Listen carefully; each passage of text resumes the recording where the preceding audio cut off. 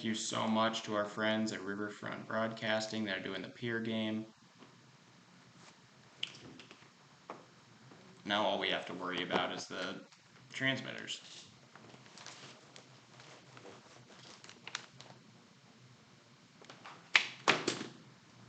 Worst case scenario, it's an audio only thing. But we have a man on. You've got a scoreboard. It's 2-2 here to the hitter, which is Zeke Farley. That one in the dirt. Hansen keeps it in front of him. Full count now.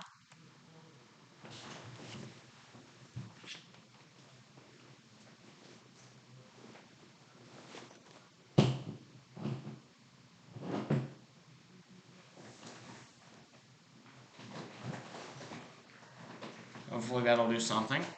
And we are able to get that's a strikeout. Zeke Farley, I'm assuming, takes one looking. Judging by his stance, he usually is like that when he takes one looking. That's the second strikeout for Coverdale. Man on third, one out now. Dom McKnight up to bat.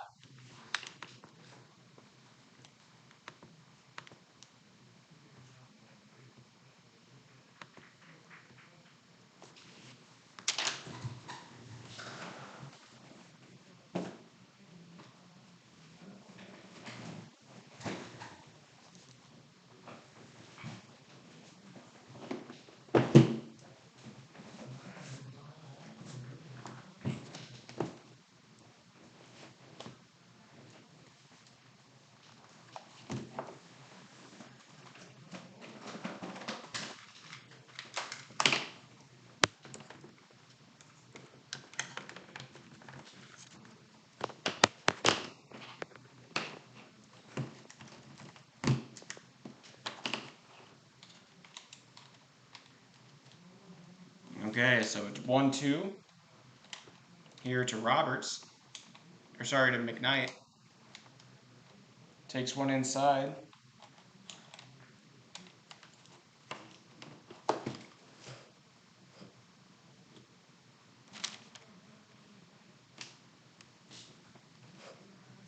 Fouled away. Or sorry, not fouled away. Wild pitch will bring in Dietrich. So Hardhats get a run. It's going to be 12-5. Still one out here. Full count now to McKnight.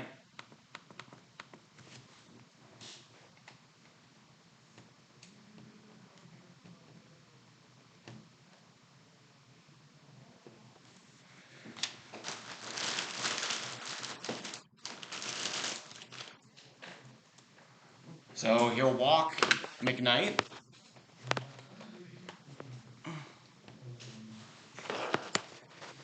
He'll walk McKnight.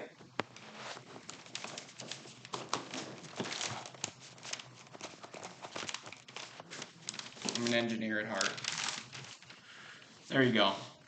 We are live. We should be fine. This is somehow going to work out. Okay. We are, welcome here. It's been a long road here, but we have gotten to this point. McKnight takes off. He's stuck in the middle. Pick off. Throw back will hit him. He will be safe at first. So McKnight does that just fine.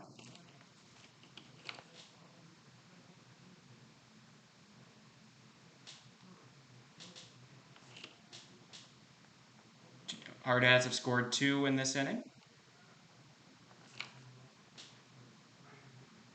That's going to be a strike. So 1-1 now to Roberts. Roberts, in the last 2 innings, has a double and a single. He's 2 for 2 in the last 2, and then started out 0 for 2. McKnight has stole 1 base. He usually just gets to where he wants via wild pitches. That's a little bit high.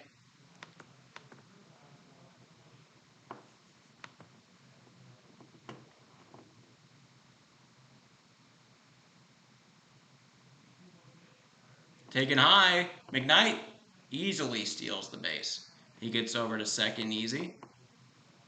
So, and that'll make the count 3-1. Might have just saved himself 1 pitch here if Roberts gets stolen, or Roberts gets walked That would have brought him over to second anyways. Coverdale checking in. Way high outside. That'll be a walk, and McKnight will advance to third. So now runners in the corners, 1 out for Coverdale.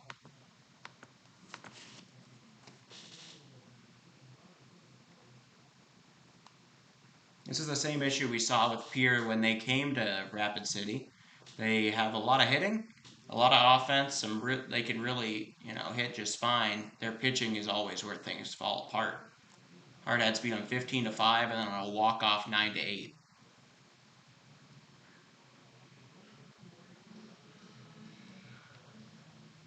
So man on second and third. Thank you all for joining us.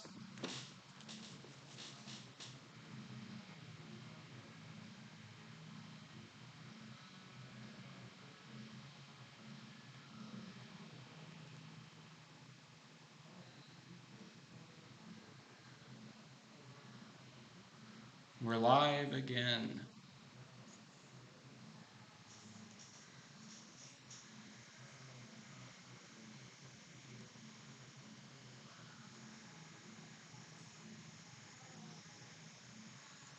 Thanks to our friends here from Riverfront Broadcasting. We're live again. So we got a little bit of a saving angel.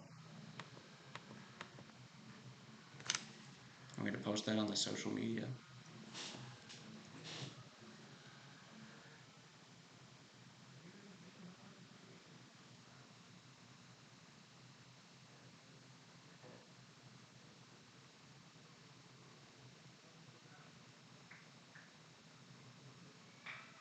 That one is hit along the line and foul.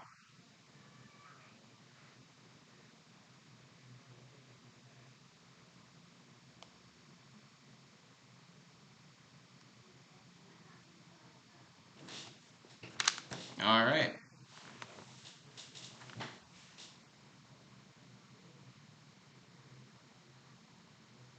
That is reached on and poked into center. It'll get down. McKnight going to come around to score. Muffed a little by the center fielder. And that'll bring home the 13th run of the game here for the Hardhats. Men on first and second. The mercy rule run would be the man on first, Hayden Hollick. Hayden gets his first RBI of the day and his first hit of the day. He is the last man to get his hit. Oh wait, no, Roach still technically doesn't have a hit. He has a walk and he's reached base 3 times on a drop strike 3. Ooh, a check swing foul there for Harry Good, 0-1. That's just unfortunate. All right, Coverdale still in.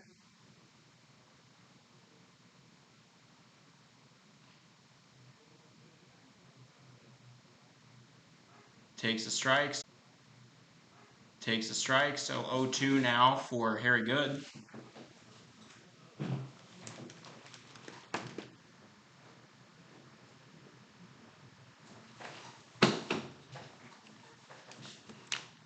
What I'm guessing is my transmitter's overheating down there. I'll take it off the battery when we are during break.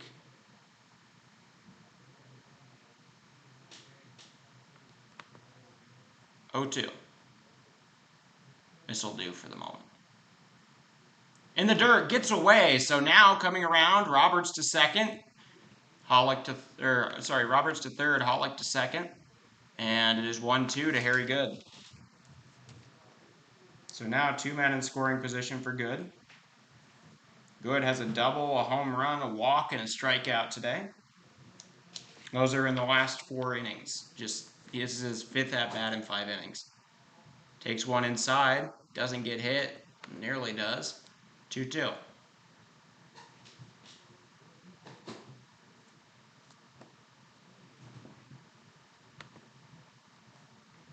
That's in the dirt again. So full count now to Harry. Harry looks at his bat. He looks at the pitcher. He's getting ready.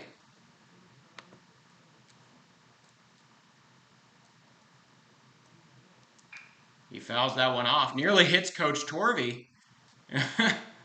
That could have been bad.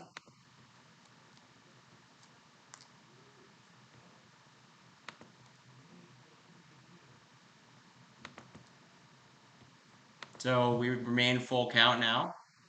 Coverdale, the payoff pitch.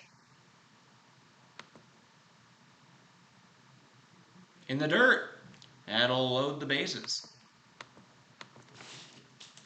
Coming up now, Alex Dietrich. Still just that triple in need of the cycle.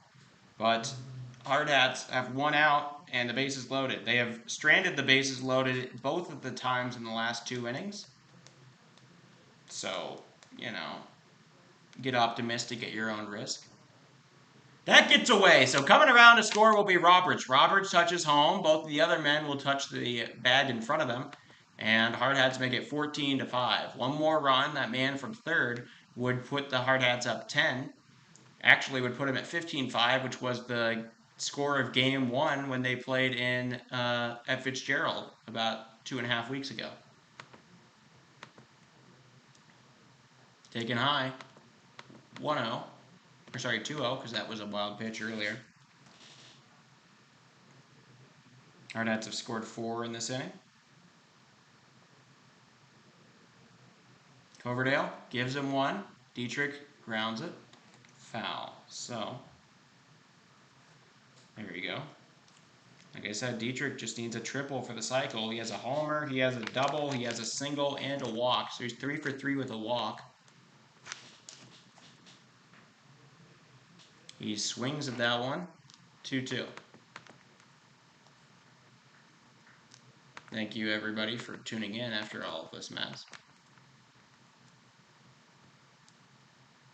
He drives one into deep right center. It's going to get down. It's going to be caught there by the third baseman. That'll score 2.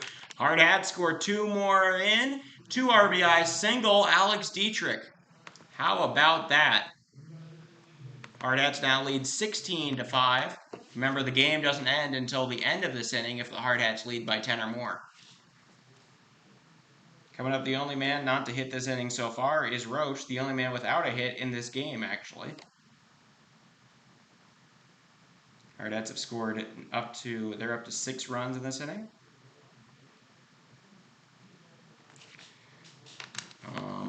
And so we get ready.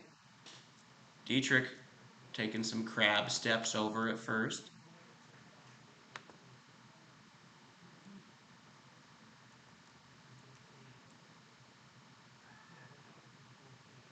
You'll be safe.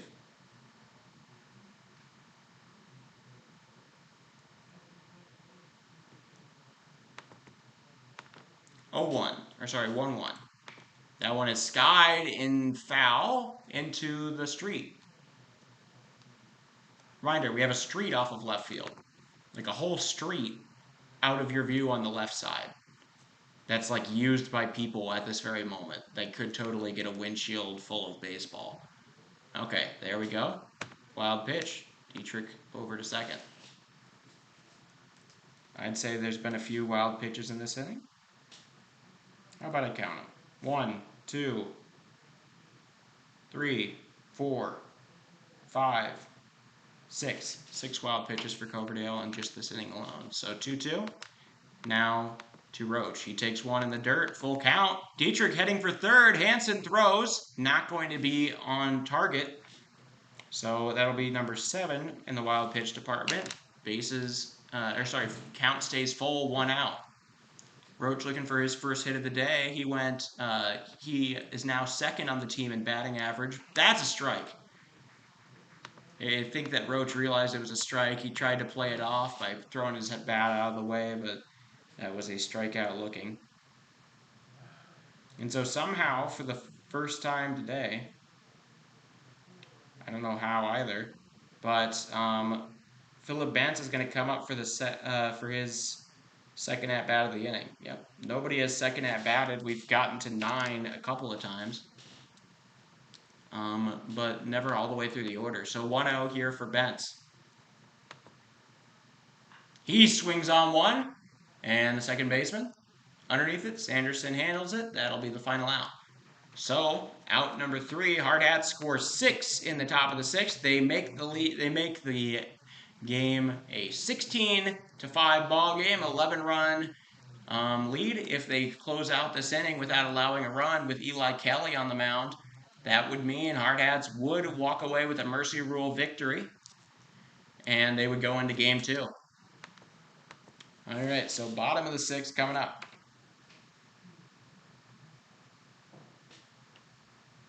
To recap that inning, Hardhats got, how many is that? That's 3 hits. They scored 6 runs. How many were there? That was 4 of them were earned. There was 1 error on the first baseman. Or sorry, on the right fielder. So actually 5 of them were earned because that was the only man on. And then there was 1 man left on base. So 16 to 5. It's been a little bit of a slugfest so far, if you could call it that.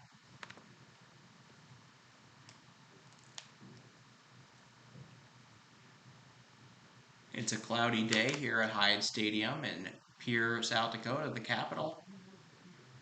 If you were to look from outfield in, you would see the Capitol building right behind home plate. It's over a hill nearby, though. Hardhats Stadium is a historic one. It's got those wood outfield walls. No padding, unless you count the advertisement. Coverdale going to lead off here. He's been pitching the last few innings. He started out the game at first base. He is 0 for 2. Fouls that one off. It's gonna not be playable, or at least Hollick didn't want to go all out for it. It was pretty far away. So strike 1. Hollick gives it back to Kelly. So 0-1 here to Coverdale.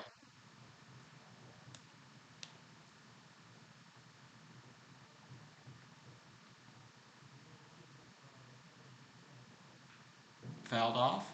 0-2.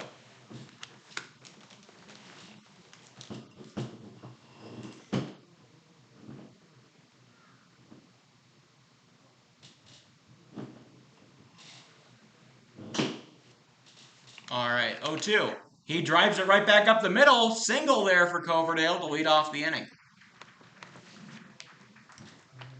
Pierre not going away without a fight. That'll bring up Nolan Peterson, the second baseman. He had a leadoff double and scored a run back in the 4th. He's 1 for 2 on the day. Eli Kelly has not surrendered any runs since he's showed up here.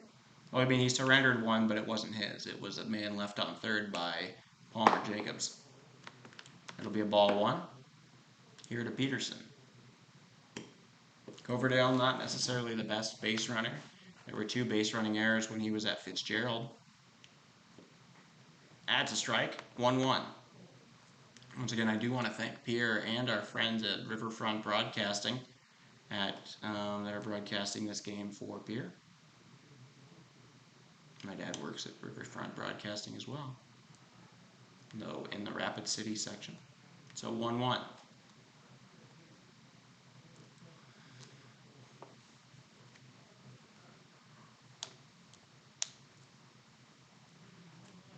In the dirt, 2-1. Thank you all for joining. I'm so sorry that it took so long. But we are back, and we are watching baseball. John Boys. All right. 2-1. That's a strike, so 2-2 now. I know it's kind of hard to make out the batter's boxes. A lot of dirt being, shuffled around back there around the plate. Definitely no thanks to the men, to the 21 runs that have scored this game. That's a curveball, misses. So we go to full count. Eli has not struck anybody out since he came in. He's caught 2 men stealing, though. Or one of them was him, the other one was Vance. Delivered. Swing and a miss. That's the punch out. Eli Kelly gets the first out of the inning. Peterson comes up with a win there. And now up comes Spencer Eastland.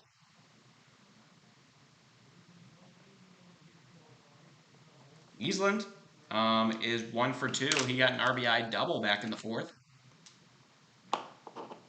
Gonna try to keep something going here. If Pierre can score 2 runs in this inning, they will avoid the mercy rule and will play the full 7. Otherwise, it will be a mercy rule, as 10 runs after the 5th is that rule. That's a strike. Delivered well by Eli.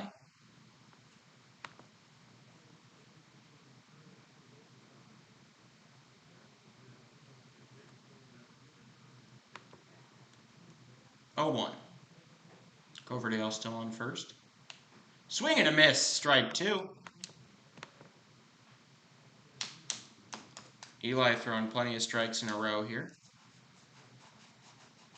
in the bottom of the 6th.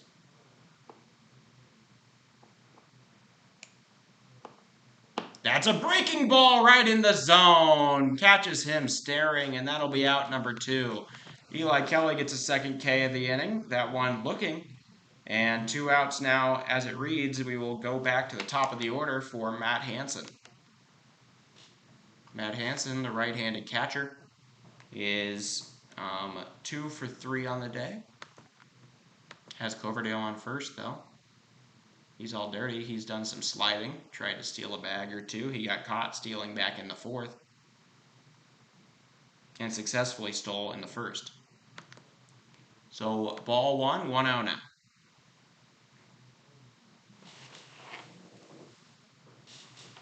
That's going to be a watched ball taken. So 2-0 now.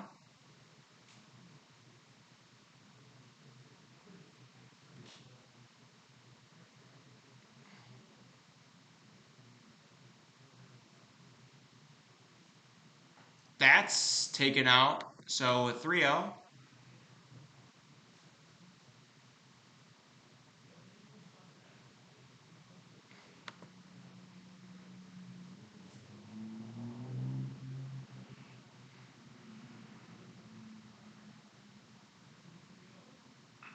Fouled off himself. Ow. Hansen walks it off. That's got to be painful, though, off of the ankle like an old Razor scooter. 3-1.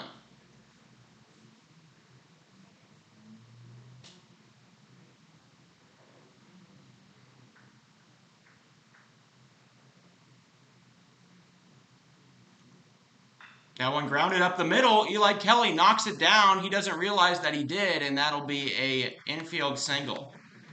He knocks it down. He's like, oh, I think I might have done something, but it fell down in a pretty hard place for the defense to play it.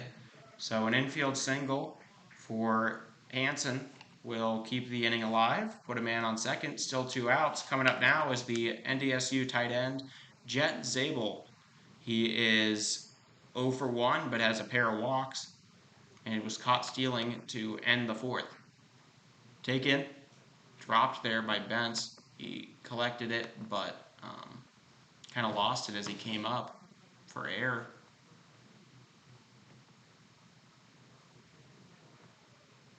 1-0.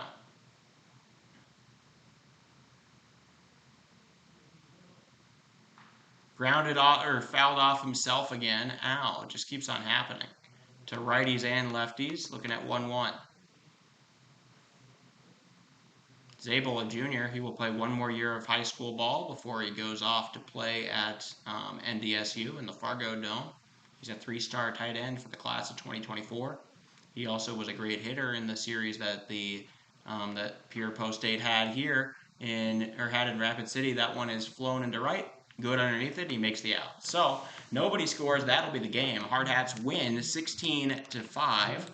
Eli Kelly will get to.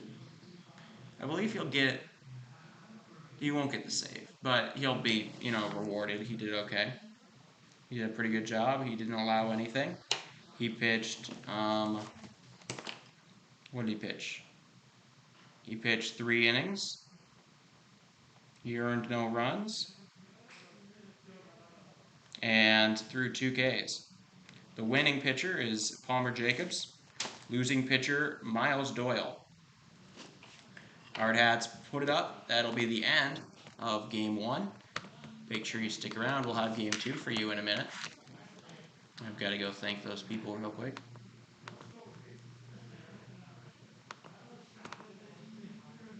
And I've got to take a battery out of a transmitter real quick.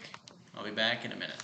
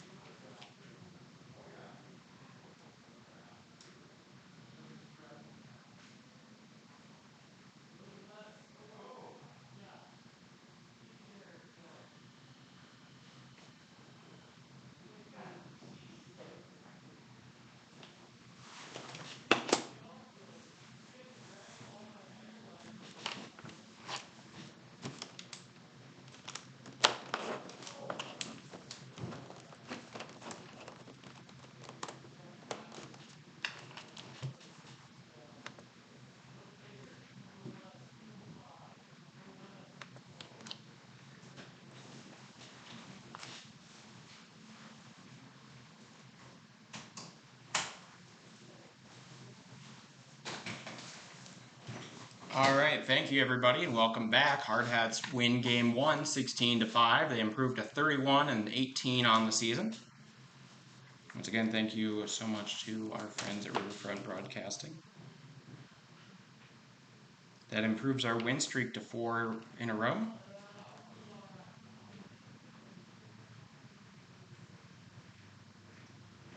We will now play, well, we'll wait about 20 minutes and we'll play Game 2 of the doubleheader here.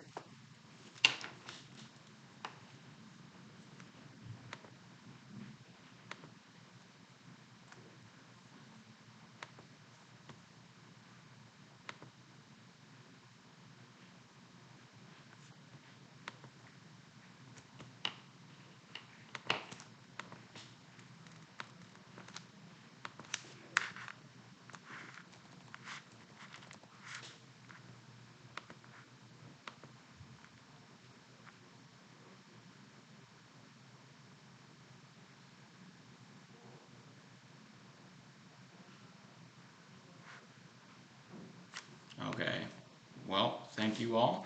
We are glad to be live. We will not have such technical difficulties, I believe, for game 2.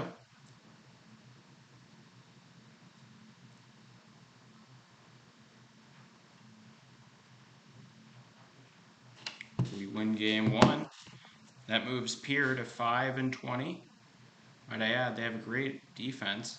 Just have so much trouble on the offensive end. They totaled a very impressive, how many is that? 9 hits and 5 runs in that game.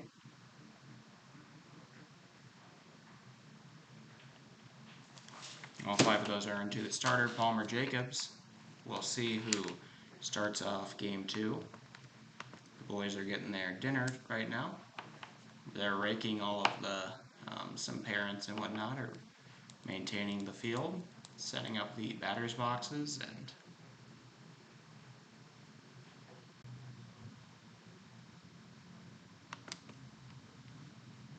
hello.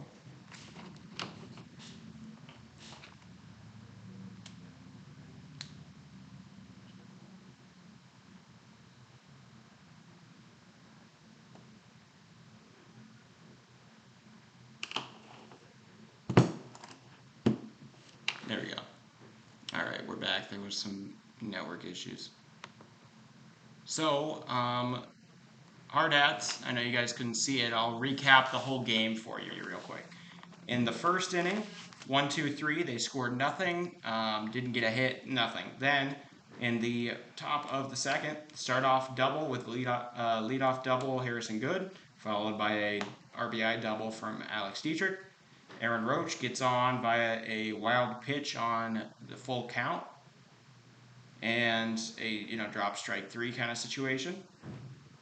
And Alex Dietrich comes in to score on that. That's run number 2. Philip Benz hits a double, brings Roach to third. Then Ridge Inhofer hits a triple, bringing in Benz. Roach reached on a wild pitch, so the Hardhats took a 5-0 lead.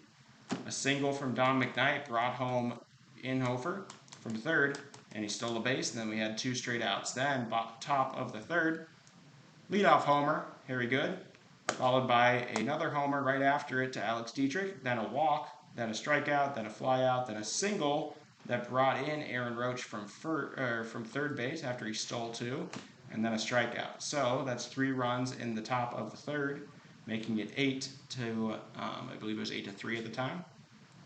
Then leadoff double, Aiden Roberts, fly out, walk, single, and then a fielder's choice. Hardhats were able to, that single from Alex Dietrich brought home Aiden Roberts. Then there was a hit by pitch, loading the bases, and then there was a very confusing final out, straining all 3. Then, in the top of the 5th, leadoff fly out, a walk, a single that brought home Don McKnight after he stole second and wild pitched over to third. So Aiden Roberts' single does that, then error on, then Hayden Hollick gets one into right field where the third baseman and the second baseman, or the first baseman and the second baseman collide, trying to make the grab. Then, so that brought Roberts over to third, Hollick to second, a strikeout from the new pitcher Coverdale. Then a walk, loaded the bases, and a fly out from Roach ended it. Bottom of this, or top of the 6th now, a walk, leadoff walk from Bentz. Then a double from Inhofer that brought in Bentz, so an RBI double. Then a strikeout from Farley, looking, out number 2, followed by Don McKnight getting a walk, a wild pitch bringing in Inhofer for the second run. Then Aiden Roberts gets on by a walk. And then Hayden Hollick gets an RBI single, brings home McKnight, moves Roberts to second. Roberts gets to third on a wild pitch, Hollick to second. And then a wild pitch brings Roberts home and puts Hollick on third. And then a 2-run single from Alex Dietrich brings both of them in, getting us to our final total of 16 runs here for the Hardhats. That's what happened. Eli Kelly came in the 4th, relieved Palmer Jacobs, pitched 3 shutout innings. I see Darren Good has our lineups for the next one. Overall, a very good offensive thing. 2 homers, a couple of triples. A very good day.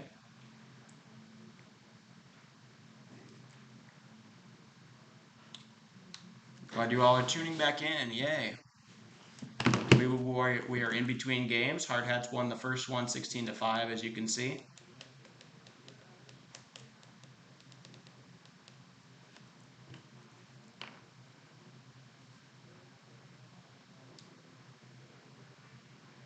I'm just glad that we're live again.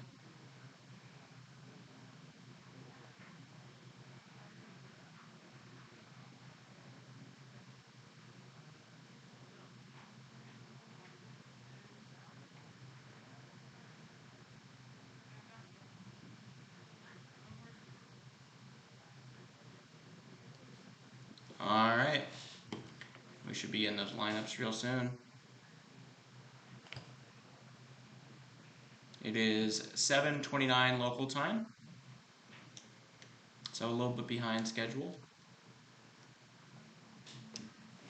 It was expected to be a 5 and a 7, but we all know that's kind of a, a far-fetched hope a lot of the time.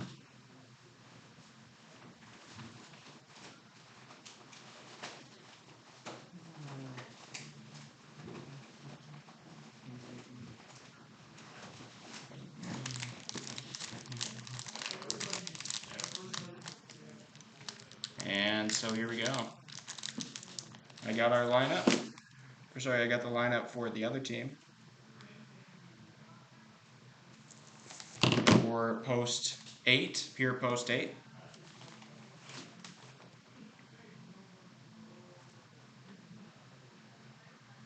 Hardhats with a new season high wins over, wins above 500 at 13. They're heating up at just the right time. The Livy Dunn effect. After they saw Livy Dunn at the World Series, Coach Torvey said, hey, maybe that mojo will help us out. We have not lost since seeing Livy Dunn, I might add. Olivia Dunn, the highest paid NIL player in college sports, and, model and LSU gymnast. So there you go. If you guys weren't aware, I'm sure some of you were unaware of Livy Dunn. She was at the College World Series to cheer on LSU.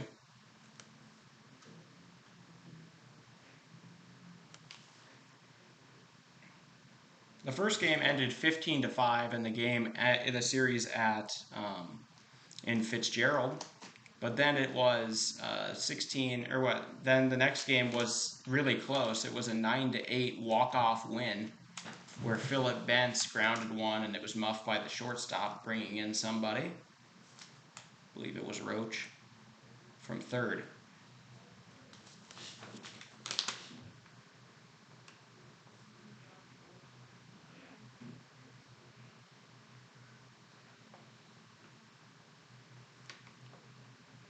Jet Zabel is going to be the pitcher. I saw him pitch against Casper. He was actually pretty good. At least, as Pierre goes, they're very good on offense. The pitching is a little less so.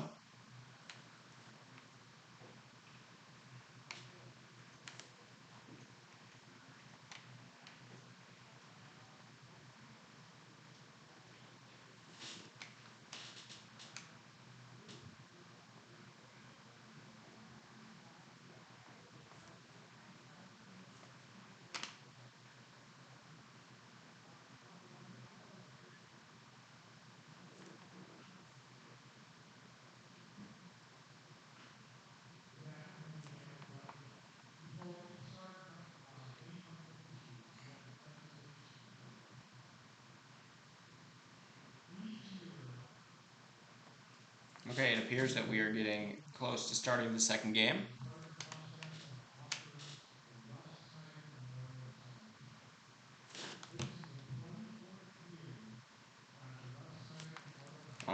If you aren't aware, we are going to have on Friday at 11, we're going to start streaming the not only the Hardhats games, but everybody else from the 49th annual Firecracker tournament. I wonder if they're going to do some sort of celebration. This is the 30-year anniversary of the 1993 American Legion World Series team. This is the tournament. They've been doing it since before those guys were there. Well, way before they were there. So I wouldn't be shocked.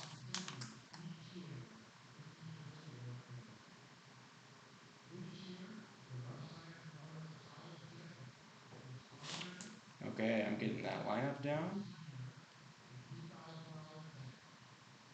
Oh no, they got Cooper in this.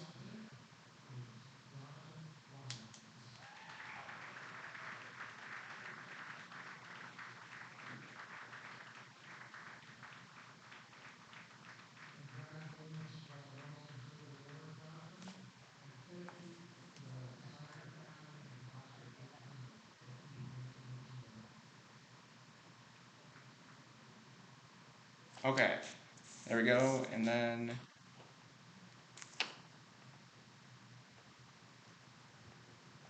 so I have the lineup down for this Pierre Post 8 team. I'm going to write down the Hardhats one, and then you'll get the starting lineups here, and we'll be ready to go.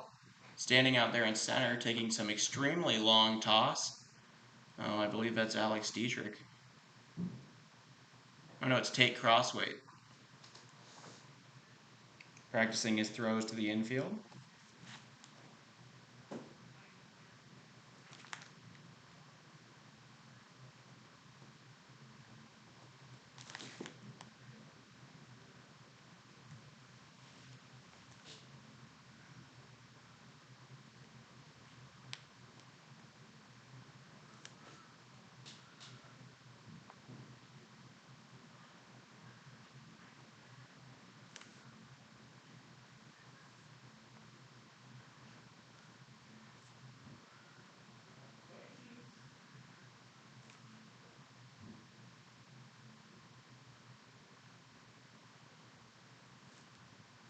Very good, we'll be batting cleanup. I'll just announce him as I write him.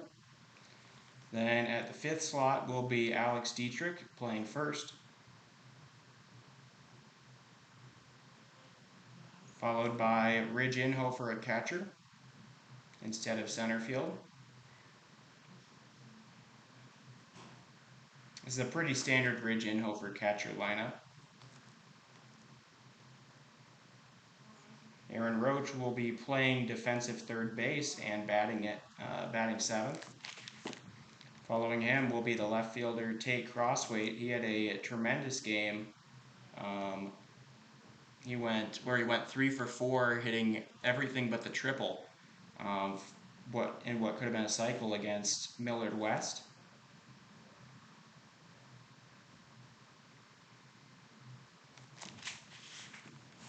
And then Lee Negebauer will be pitching. Negatron. So now let me announce your starting lineup. So first, leading off will be shortstop Dom McKnight. Second baseman Aiden Roberts will be batting second. The designated hitter for this game, Hayden Hollick, will be third. Right fielder Harry Good will be at the cleanup spot. Then at 5 will be first baseman Alex Dietrich. Then he's been on fire. Then the catcher, Ridge Inhofer, will be 6. The third baseman, Aaron Roach, will be at 7. Then left fielder Tate Crossweight will be at 8. And the center fielder Zeke Farley will be at 9. Lee Negebauer on the mound. So to recap, first 3 will be shortstop Dom McKnight, second baseman Aiden Roberts, and DH Hayden Hollick. The middle 3, right fielder Harry Good, first baseman Alex Dietrich, catcher Ridge Inhofer, and then the bottom 3, third baseman Aaron Roach, left fielder Tate Crossweight, center fielder Zeke Farley, with Lee Negebauer on the mound for your Hardhats. Then for the Pure Post 8 lineup, leading off for them will be the catcher Matt Hansen, followed by the pitcher Jet Zabel. He played third last game. Then shortstop Johnny Lyons will be at the 3 slot. Cleanup will be second baseman Carter Sanderson, followed by left fielder Ridge Leimbach. First base Matthew Covendale will be at the 6th slot. Batting seventh will be right fielder Miles Doyle. He was the starting pitcher in the last game. Then third baseman Cooper Terwilliger.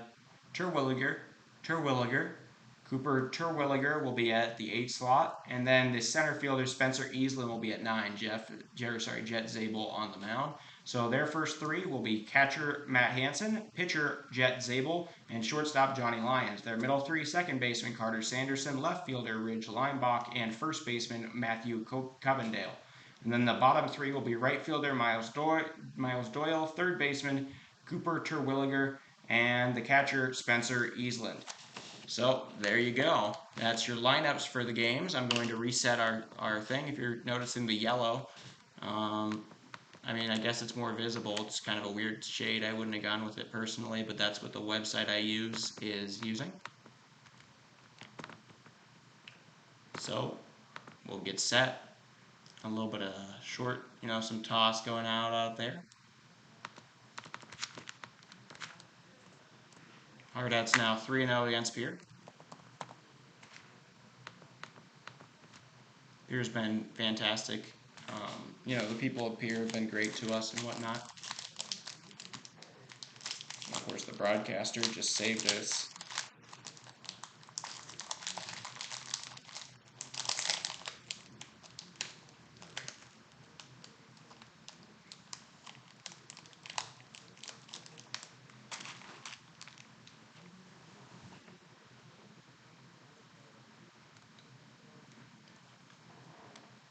Some interesting things about this park we're at. An old style grandstand. Hyde Stadium, definitely quite the tenured one. There is a pond behind past the street on the left field side of home plate. There is an active street over there where foul balls have been hit very close to cars. So, I don't know. I'm guessing the street came after this was made, if I were to guess. Is that the street was necessary and added. Then this is all an entirely wood outfield wall. Pretty deep dimensions, but nothing crazy. There is a playground in center. So if you hit a bomb straight down the middle, you could end up hitting a toddler. Unlikely though.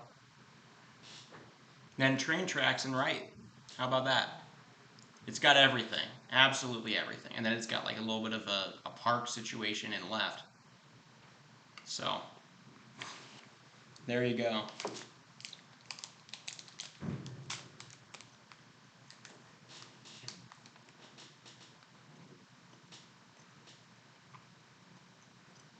Some guys getting stretched out.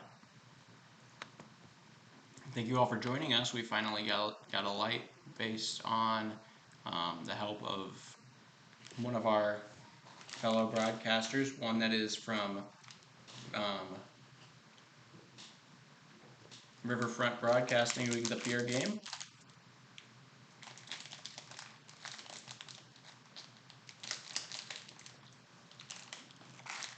Glad you all kept on checking and whatnot and followed the social medias to know that we were alive again.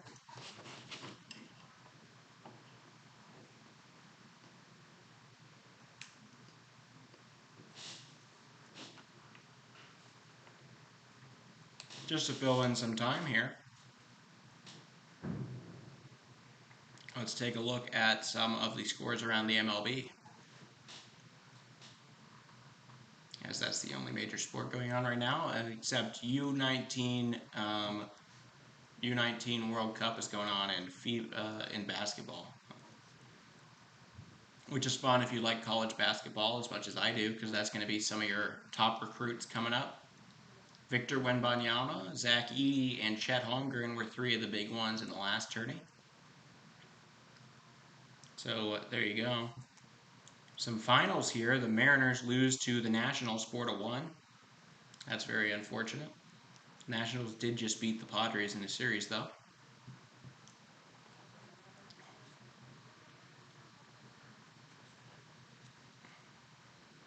Other than that, let's check on the rest of this.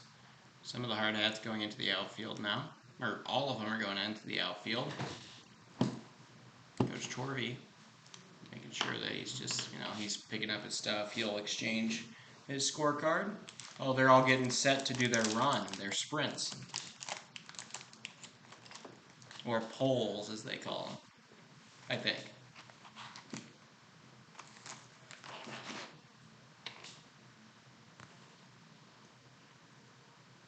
There they all go.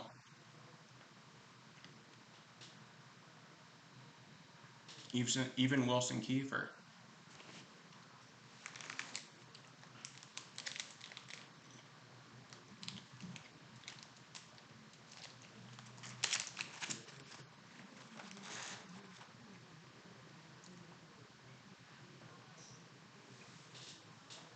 This is the final game of the longest road stand of the summer for us. We had games in Fargo. We had that Fargo weekend playing 4 games against Fargo Post 400 and Fargo West. And then and then we played in Yankton, got a 2-game series there, went straight into Omaha, had 5 days or 4 days there, and then now we're in Pierre. So a crazy homestand or road trip will be finished up here in Pierre with this upcoming game. We will then play Firecracker, and then we're pretty much back out again as we go to the Gopher Classic and some other stuff. I don't know if you guys have not seen it yet.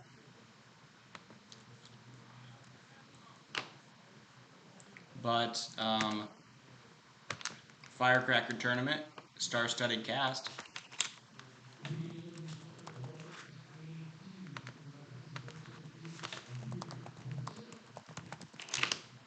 Real quick, let me pull that up for you.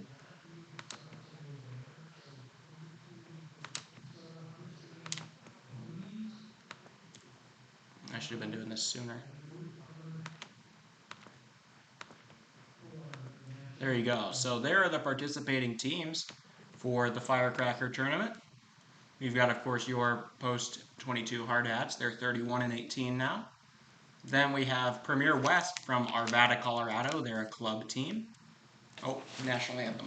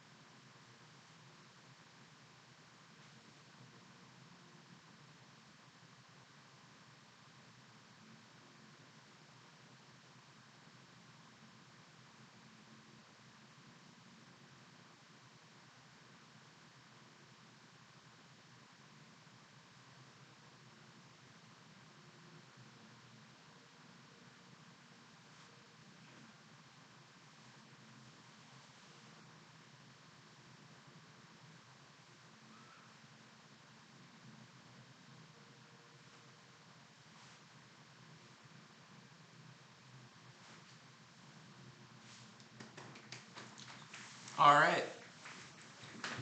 There you go, your national anthem. I missed it at the start there. It was kind of quiet. But as you can see, Premier West. Then we've got Pinnacle Bank Post 32. That is Papillion, I want to say Laverne. Both, Omaha suburbs. They're going to be coming out. Then we've got our furthest traveler, the North Carolina team, Next Level 2024. This is the premier North Carolina club travel team. So this is going to have most of the top players, and they are all from the class of 2024. So they're seniors going into their juniors going into their senior year over the summer.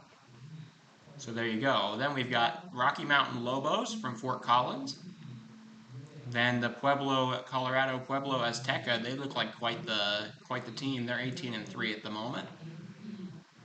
And then Missoula Mavericks, the only team the Hardhats have played so far this year. We did beat them in the one game we played.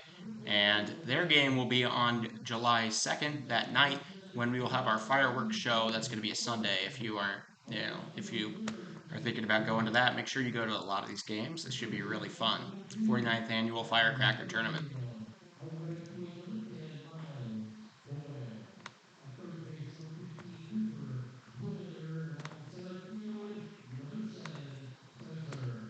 Okay. Glad you all are still with us.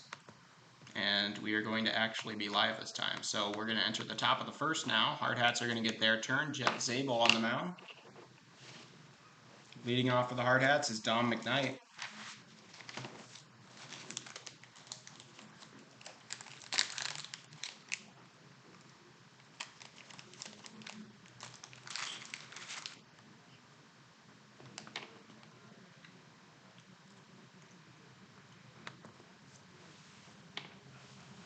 Sorry, I need to finish my dinner, which is just a protein bar.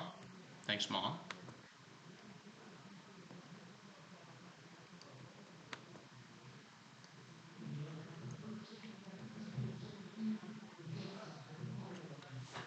A serious showing out here at Hyde Stadium to watch these, to watch Pierre post 8.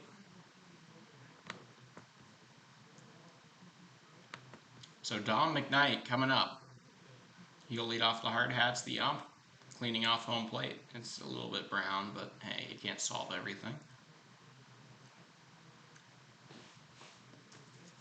McKnight took a few walks in the last game. He is coming off of 2 straight walks, and he had a single back in the second, RBI single. So he is 1 for 3 with a couple of walks. That's going to be a strike. So, 0-1. Figured out the reason that my transmitter was disconnecting so much there was because it was running out of battery. Ooh, McKnight shows bunt, pulls back, and takes a ball, 1-1. McKnight, a very good bunter. The third baseman, that one is crushed into left. The left fielder coming in. Leinbach underhand grab. That'll be an out. So, out number 1 recorded on a hard hit ball to left.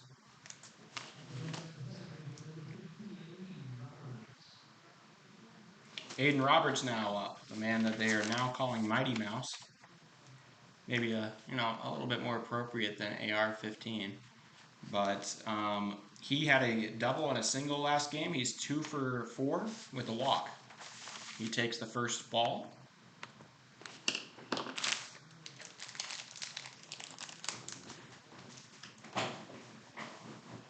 Zabel delivers. In the dirt, wow, a splash of white chalk put onto everybody behind home plate. It's still out there, so 2-0.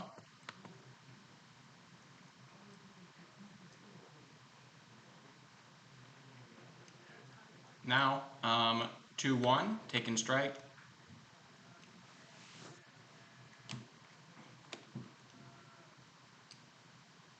The 2-1. Zabel delivers. Take it for a ball. So 3-1.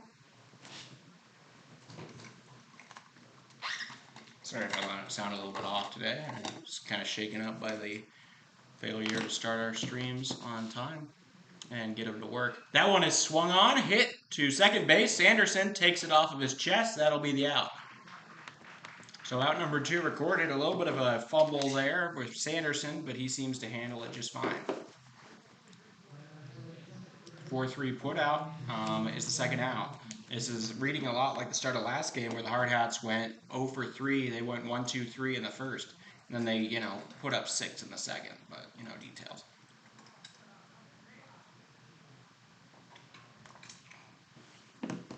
Okay. Zabel delivers. That's off the plate. Ball 1. Or sorry, that was a strike. 0-1.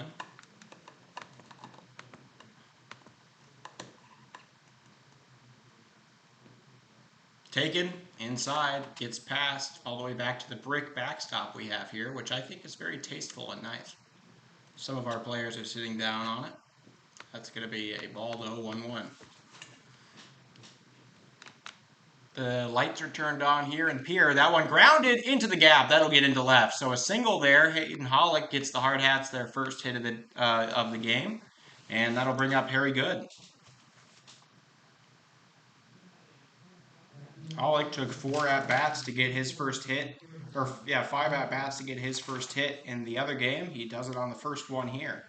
So Harry Good now up. Harry got a double and a home run and 2 walks in the last game. He scored 3 runs, brought in 4. Wait, did he bring in? No, he brought in 3. So, getting ready. 2 outs. Man on first, taken for a strike. Good pitch there from Zabel.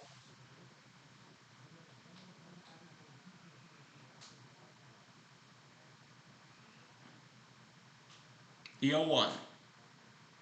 In the dirt. Handled well by Hansen, the catcher. Rare to see a catcher lead off the batting order, but you see that here.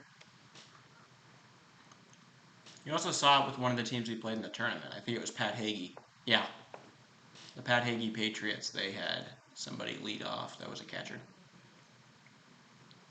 Taken off the plate. So 2-1. Thank you all for joining us. I'm Oliver Fell. We're here in Pierre, South Dakota for Game 2 of the doubleheader. Hardhats won the first one 16-5.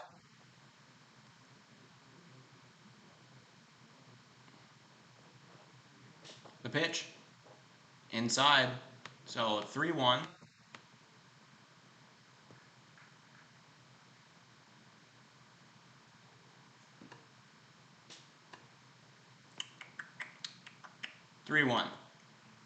Zabel checking out the man at first. He throws one offhand. It is fouled off. Good pitch there. It seemed like a very quick pitch maybe, which is a weird one. Usually you do that in the head in the count when you're trying to catch somebody who's probably looking to take a ball. But full count now. Zabel getting ready. Payoff pitch upcoming. He delivers. Taken ball high, so that'll be a walk. Putting the man on second. Good takes it over to first. And Zabel put 2 men on. He was about to get out of the inning before the Hollick single. Now he's got 2 men on and a little bit of trouble as here comes Alex Dietrich. Dietrich got everything but the triple last game. He got a double, a home run, a single, a walk, and another single. So he was 4 for 4 with a walk and a home run in that game. So, not the guy you want to face if you're Jet Zabel. Alex Dietrich on fire today. Swing and a miss. That was a fastball. That definitely had some zip to it. Good pitch there from Zabel. He throws a little bit like a sidearm situation. That could be hard for hitters to adjust to.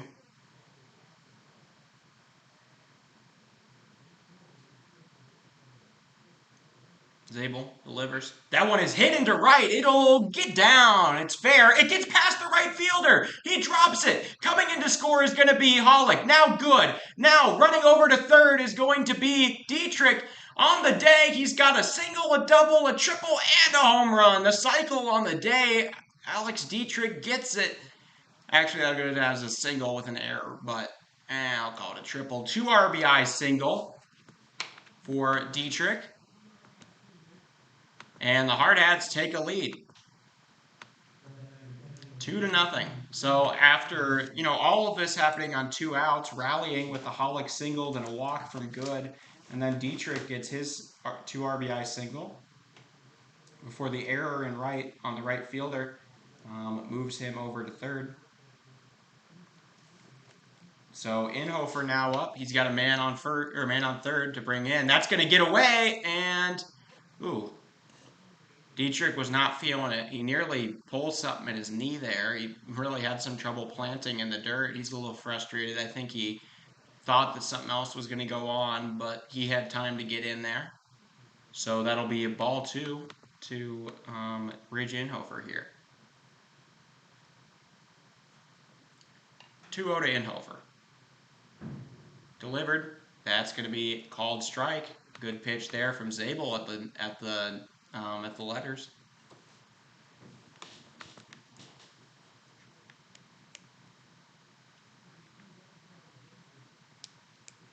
That one grounded up the middle. It's going to get to the second baseman. Sanderson gets it. Throw to first. Got him! Just in time. Sanderson, good throw. Inhofer can't believe it. He was pretty sure he had gotten there in time. It was a very close call. The umpire says he was out. So, oh, hello, spider. That's a very large spider, actually. There's a large spider in my booth. I'm going to take a picture. I'll post that on my social media. I'm at the Oliver Fell on Instagram. and at Oliver Has Fallen on Twitter. How about that? Cool spider. Anyways, despite the distraction, that is going to be the final out in the top of the first. First inning done. Hardhats score 2. Strand 1 man on third. They get 2 hits in the inning. Put together 2 runs. There is 1 error. Both of the runs earned nonetheless to the pitcher Zabel.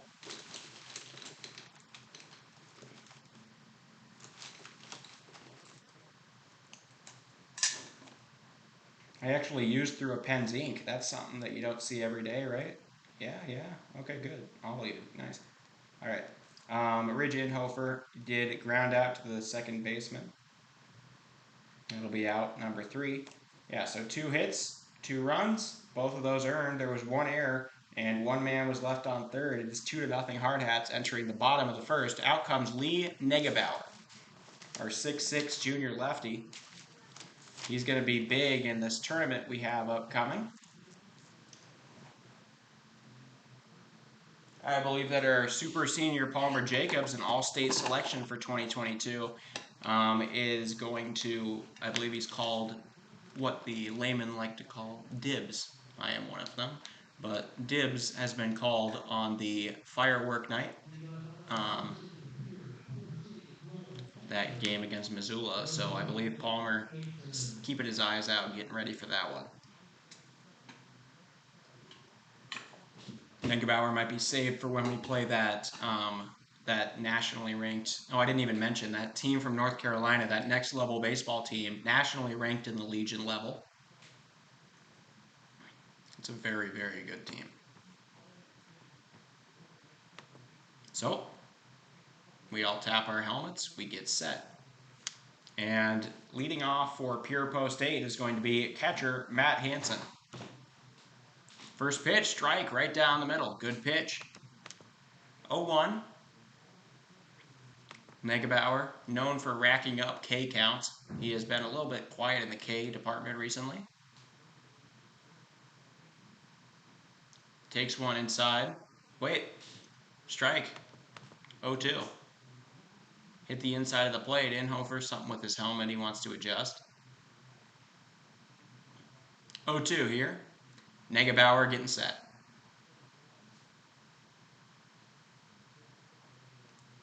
Negebauer the stretch.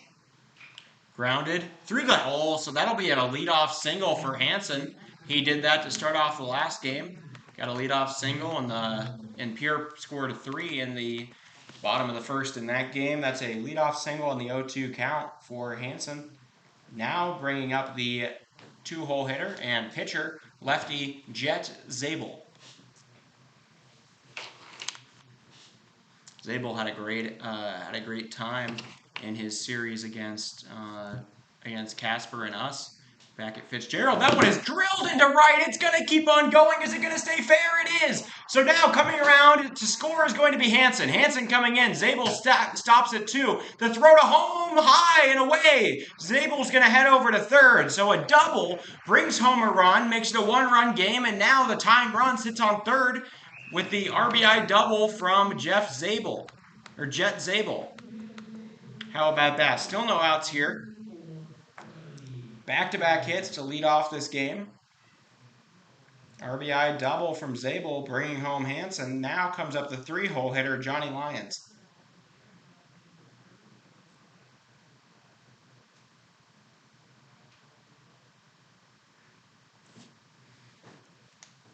That's a strike right down the middle. So, first pitch strike, been successful for Lee. That being said, when he's done so, it hasn't really benefited him too much. Zabel absolutely launched that one into right.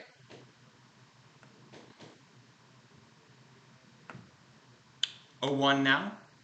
Negebauer delivers. That's another one right down the middle for the ace here for the Hardhats.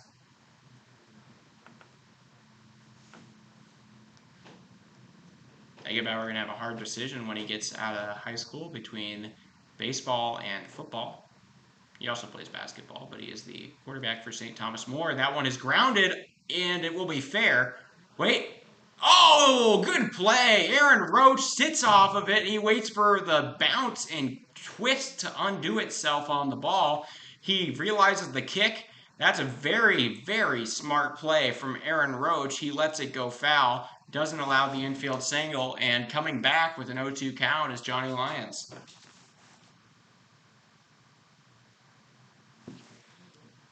All right, the 0-2 for Lyons. He's going to come back. He thought he might have had a single or something there. Roach with a very high IQ play. That one is the exact same hit. Roach gets it this time. He'll throw to first. It's on the ground. Bad throw. It'll get away from the first baseman. It's going to bounce back out. Dietrich gets it. So that'll be an error, and that'll score a run. The game is now tied. Man reaches second on the error. Aaron Roach spikes it.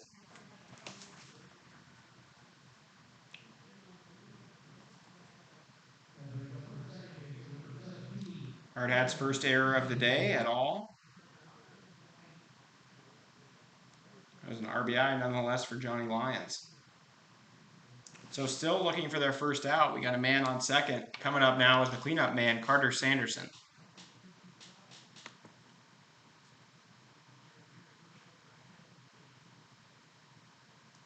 Swing and a miss, strike one.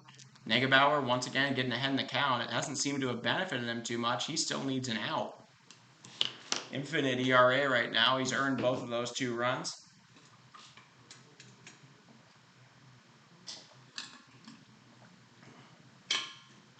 Fouled off. It hits the I'm gonna guess that steel mesh that has Hyde Stadium on the top there above the canopy. So if you heard a very large brrr sound, that's what it was. So 0-2 now, here to Sanderson. Sanderson, another lefty on lefty matchup, Lee Negebauer. Checking back in on Lyons. Lyons, the shortstop, over on second. He pokes that one into the gap in left. It's going to get through. That'll bring home Lyons, and they throw to second. Not going to be able to make it out. That is 4 straight men getting aboard. Pierre takes the lead. Lee Negebauer having a little bit of problems here. He has allowed 2 earned runs, 3 runs total, and still has not recorded an out.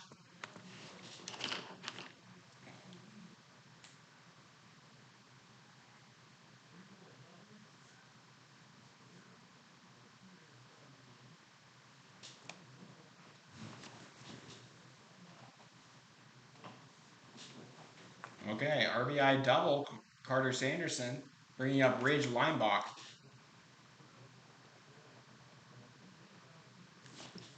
Limbach trying to add to the 3 hits that have already been put up in this bottom of the first here by Pierre. They're a great hitting team.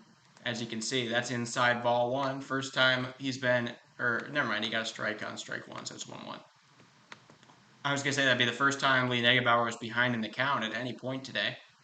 But I don't know if that's been helping him. They seem to be hitting him just fine, unlike a lot of teams. Grounded, popped over to short. McKnight gets it. Throw to first is on target and in time. So the first out recorded. That'll move the runner to third. Ridge Limbach, the first man to get out. So heading over to third now is Sanderson on the fielder's choice. And out comes the first baseman, Matthew Covendale. He's a lefty as well. A lot of lefties here in Pierre.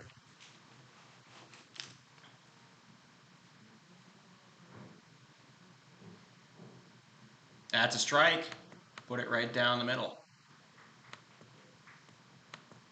0-1.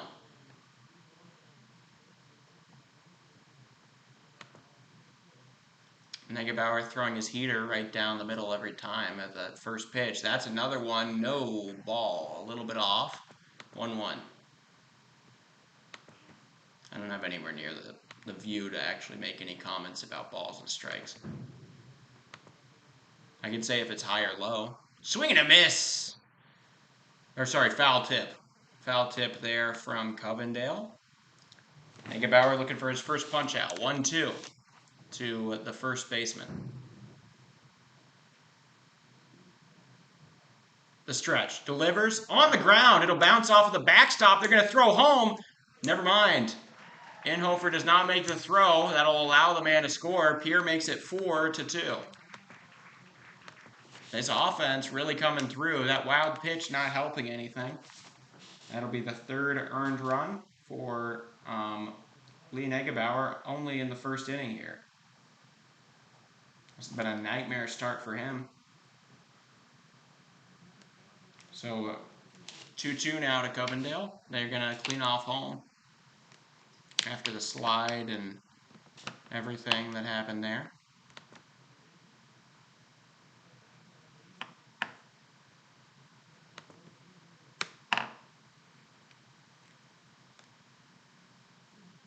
Two. It's going to be nubbed and caught. How about that? Lee Negebauer gets the nubber, and that'll be out number 2. So he does it himself. 2 outs now here in the bottom of the first.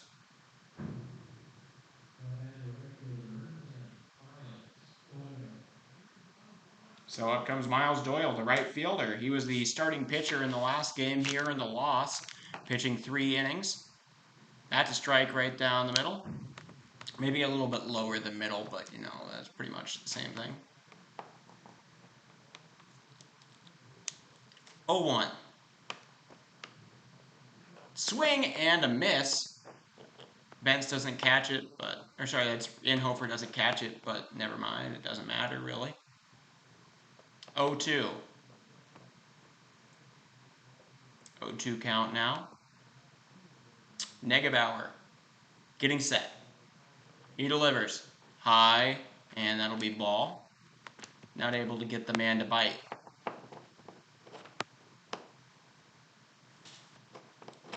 Doyle trying to do something here. This is his first at-bat of the day. Swing and a miss. Negebauer gets his first K of the day, and that'll be out number 3. So 3 straight retired at the end of the inning, but a lot of turmoil brings across 4. The Hardhats trail 4-2 entering the top of the second.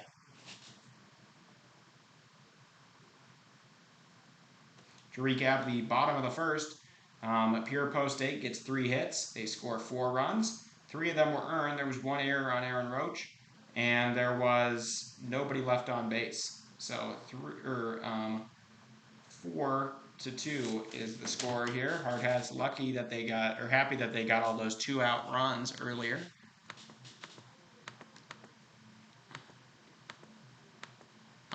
And so leading off for the Hardhats in this one will be the third baseman, Aaron Roach, trying to redeem himself from the error back in the bottom of the second, or what just happened here in the bottom of the first.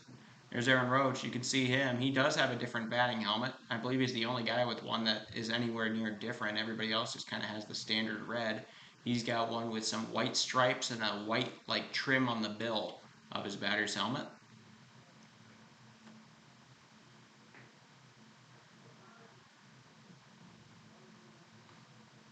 It looks pretty cool, I'd have to say. Kind of Tron-esque, but without all of the bright lights. So Zabel's going to come back out, try to pitch his second inning. He earned 2 runs in the first. All on 2 outs. He got the first 2 men out, but Roach is going to come up.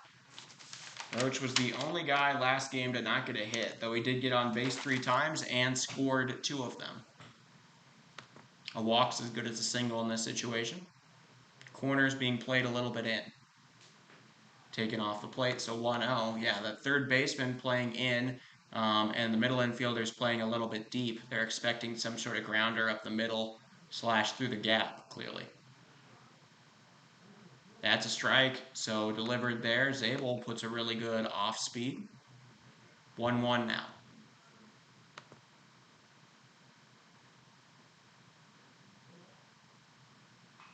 Fouled off. Make it 1-2.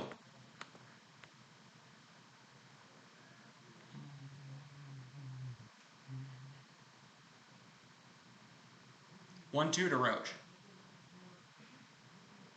Delivered, taken up and away, 2-2.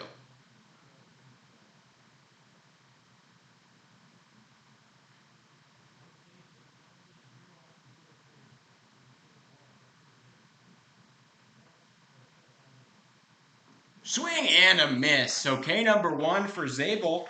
he gets the out, and that'll be the first out of the inning. Strikeout for Aaron Roche. Now Tate Crossweight up. He's getting his first hacks of the day in. You might remember what he did last time in the game against Wolf Electric Wildcats of Millard West. In that game, the last game that Tate Crossweight played, he got a single, a double, a home run. He got 4 RBIs, 3 runs himself, and reached on an error. So he went 3 for 3 in that after going 0 for 8 in the other games. So 1-0 now here to Crossweight, the lone lefty in the lineup against Zabel's right hand. Oh wait, never mind. Zabel's a lefty too. I'm crazy. That might actually have been helping him here for sure. Taken, called strike. Edge of the plate, so 2-1 now. Good pitch there from Zabel, he locates.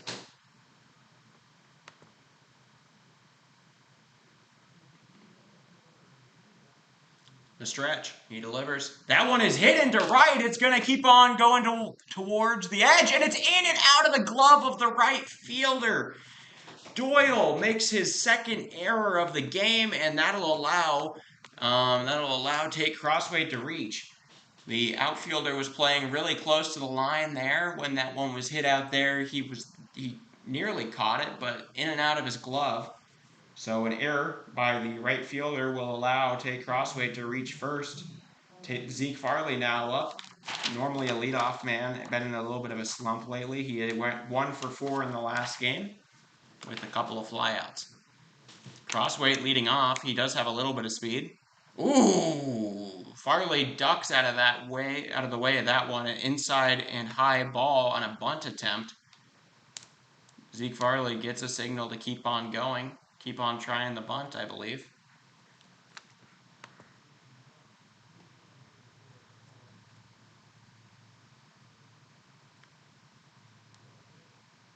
Takes one low.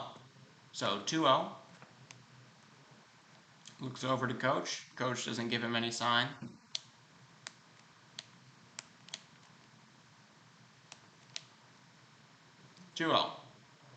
In the dirt, the catcher doesn't know where it is. Hansen lost it, so Crossweight moves over to second. We're looking at a 3-0 count here to Farley. Farley likely just going to use his great eye and take a walk here. It bounced off the umpire, but it got past the catcher. He didn't know where it went. He looked up, around, the whole deal. Couldn't quite find it. So a 3-0. That's a strike. So taken, 3-1 now. Farley did have a pair of strikeouts looking in the last game, unlike him. Those are both strikeouts number 2 for the respective pitchers. This would be strikeout number 2 right now. Time issued for Farley. He does a little bit of, lumber, some axe work there over his head. 3-1.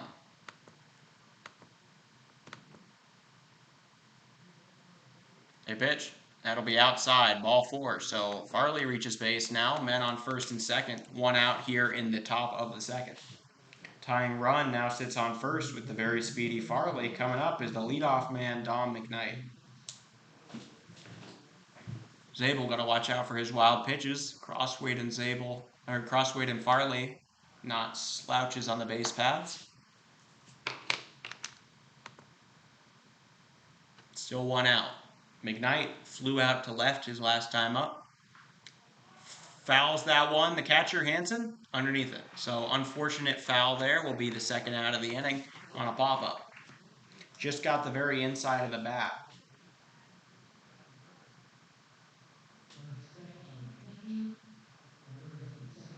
So now Aiden Roberts now up.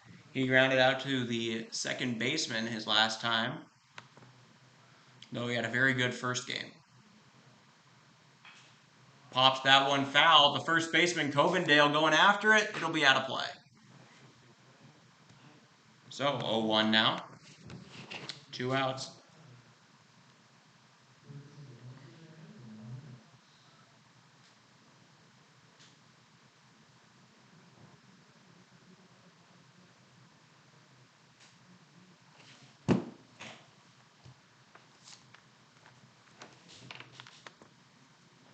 Taken high. McKnight sits on it for a 1-1 now. Crossweight, not exactly the guy you want to steal third with, but you could against a weak catcher. I don't think Hansen is one of those. He arguably should have caught McKnight in game 1. That's taken 2-1 now. The umpire had to change his mind. He was like, okay, that's a ball.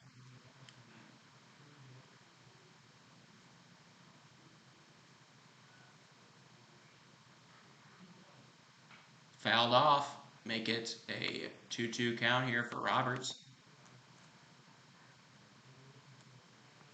Thank you all for joining us. I'm Oliver Fell. We're here in Pierre, South Dakota for Pure Post 8, a doubleheader. Hardhats won the first game 16-5. Sorry about some of the coverage there, but we are back here for game 2 thanks to our friends at Riverfront Broadcasting, especially the Pierre station out here.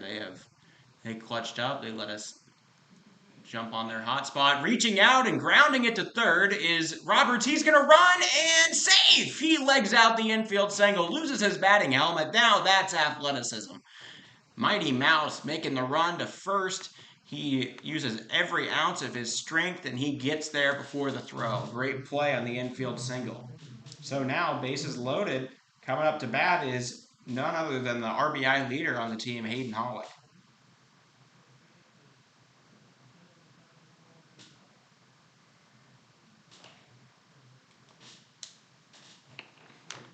Okay, strike one from Zabel. Hollick got the first hit of the game here for the Hardhats with a single and a run back in the first. Fouls that one off. Now looking at an 0-2 count, starting to look dangerous here for Hollick. Zabel can easily get a, or not necessarily easily, but he can get some. He has a chance here for a strikeout looking on the next 2 pitches. Suppose you have a chance no matter what, but usually on 0-2s and whatnot. Taken away, so 1-2.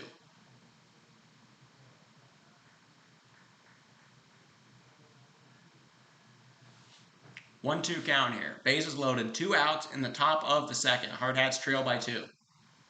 He drives one over to second. Sanderson gets it. Underhand to second will get the out. So Lions stomps on the bag. That'll be out number 3. Hardhats fail to score any. They put 3 on in the top of the second. Stranding 3. Hayden Hollick will enter the bottom of the second. Hardhats still trail 4-2. Lee Negebauer coming out for a second inning work. If I remember correctly, it was also Lee Negebauer that got blown up in the in that 9-8 game. That was the second game against Pierre at home. This is just such a potent offense for Pierre.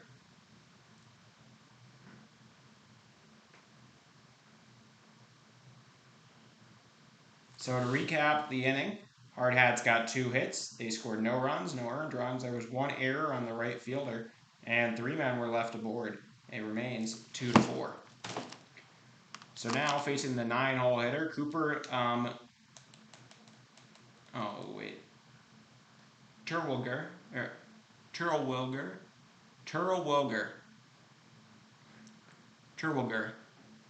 It's so hard, man. Cooper Terwilliger. So Cooper Terwilliger will be coming up. It feels like I've got like peanut butter in my mouth when I'm saying that name. Terwilliger. It's or like a yogurt, something like that. I don't know, something sticky that keeps it to the back of my mouth. Terwilliger. Cooper Terwilliger will lead off this inning.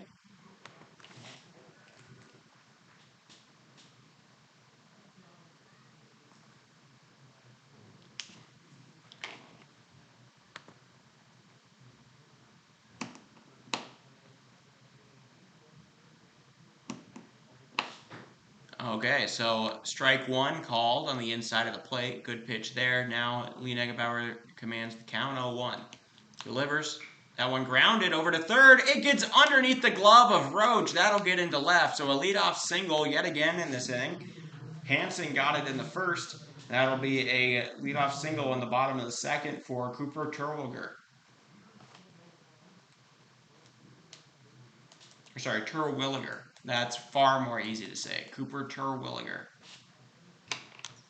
So man on first, nobody out. Terwilliger sitting over there. Now is the 9-hole hitter that is taken ball. That felt close, but I also don't have the best vantage. Spencer Easlin, the center fielder, now up.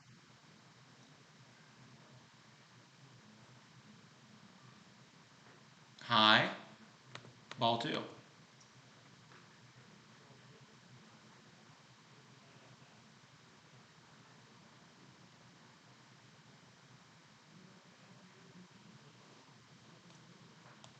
Up, and that'll be also 3-0 for Lee Negebauer. He has not walked anybody yet today, but it's possible.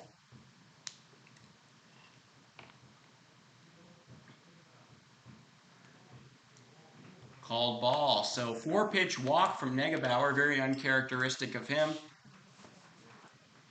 And that'll put another man on. So 2 men on, nobody out here. Negebauer having quite the shocking outing here against Pierre post 8. He walks the 9-hole hitter. Coming up now is the leadoff man, Hansen. Hansen got a single back in the first of this game and came around to score.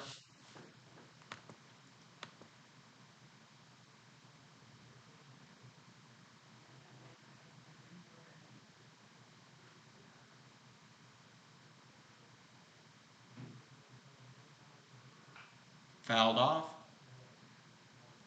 So 0-1 now here.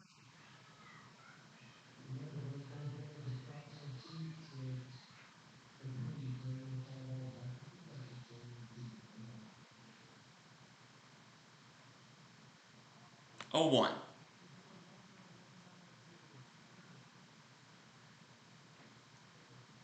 The man steps over the ball as it gets close to his feet. So 1-1. Never seen that one before. That could have saved Carlos Rodon a perfect game. He got a toe hitter. It was a no-hitter where it hit somebody's toe, and so the hit by pitch was the only man to reach a board. This was with the White Sox 2 years ago. In the ground, man will stay. Terwilliger stays at second. So 1-2 now for Negebauer. Negebauer, uncharacteristically, getting picked apart here by this Pierre team.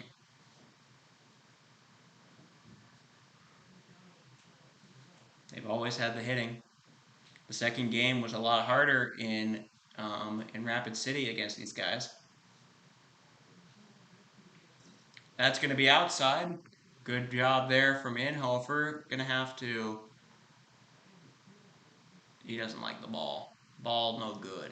So, Inhofer's going to give him a better one.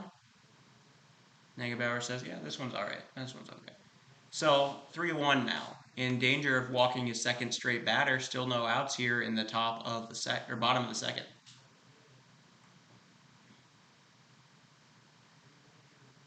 The pitch. In the dirt. That'll be another walk. So, bases loaded here. Nobody out. Lee Negebauer going to get a little bit of a mound visit here from the pitching coach, Ryan Clapperich.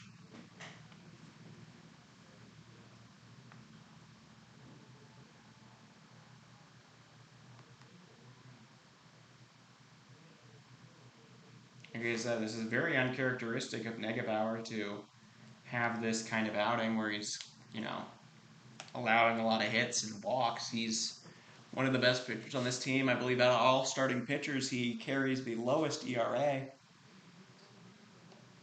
for the Hardhats and has been known to go full games with a shutout. I mean, he did it against Watertown. He allowed just one against Cheyenne post 6.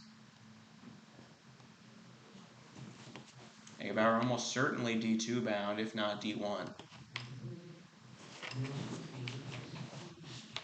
Whether, if he chooses the football side of things or the basketball, or, I saw somebody from Mount Marty the other day that was going to do both basketball and football. So that's kind of cool. So bases loaded. And the man is the pitcher, Zabel. He lines one into right. That'll get down and through. That's going to score 1. Good. Throws it into the cutoff man. That 1 will score. RBI single. Pierre makes it a 5-2 game. Bases remain loaded. Zabel gets his second RBI of the game. That'll advance everybody. Terwilliger comes in. Still no outs here in this inning. Bases still loaded. 1 run allowed, and a couple more aboard. Negebauer getting ready. Somebody is warming up. I believe that's Jaden Moreno in the bullpen. That one is hit into left. That'll get down too. Another single. Crossweight throws it in. Roach dives, make sure it doesn't get past him, but that'll be yet another single. The bases, the runners keep moving. You know, the cog keeps going. It's like that Looney Tunes gif where everybody just keeps walking in across the base paths. So as long as the runners keep moving and the runs keep coming across, that's exactly what this Pierre team wants. Back-to-back RBI singles on the first pitches of their respective at-bats. So Easland comes in to score. Still no outs. This is Sanderson. Sanderson had an RBI double his last time up. That's a strike. And came around to score. Hansen sitting on third. He got on by a walk. And this would be his second run of the game if he were to come across. It is 0-1 here for Negebauer. Pitching to the cleanup man, Sanderson.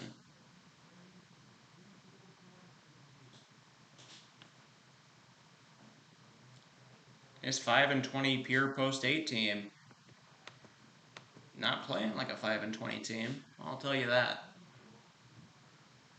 Hardhats wish they could have capitalized on any of the runs in the top of the inning. Right now, as they're staring down maybe even a 5-6 run deficit. Swing and a miss. Strike 2 here against Sanderson.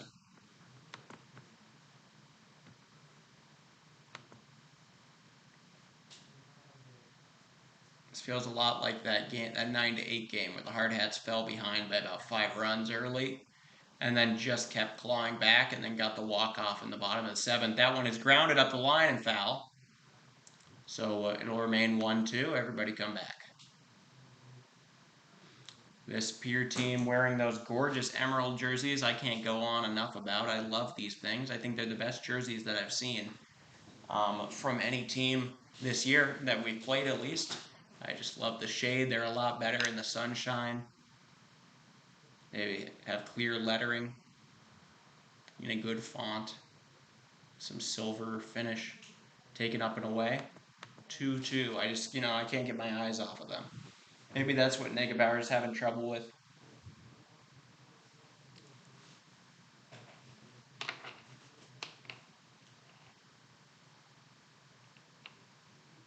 Two. Fouled off.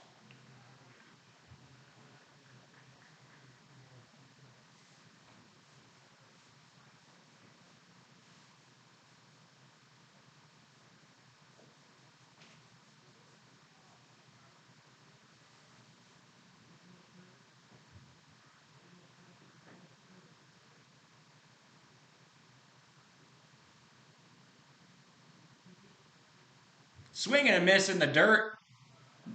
Not an empty base, so that'll be a out. Swing and a miss. Strikeout number 2 here for Lee Negebauer. That one's swinging. And that'll be the first out in the bottom of the second. A key first out, double play in effect. And coming up is Ridge Leinbach. Leinbach grounded out to short his last time up. If he does that again in any sort of timely manner, that'll be a double play.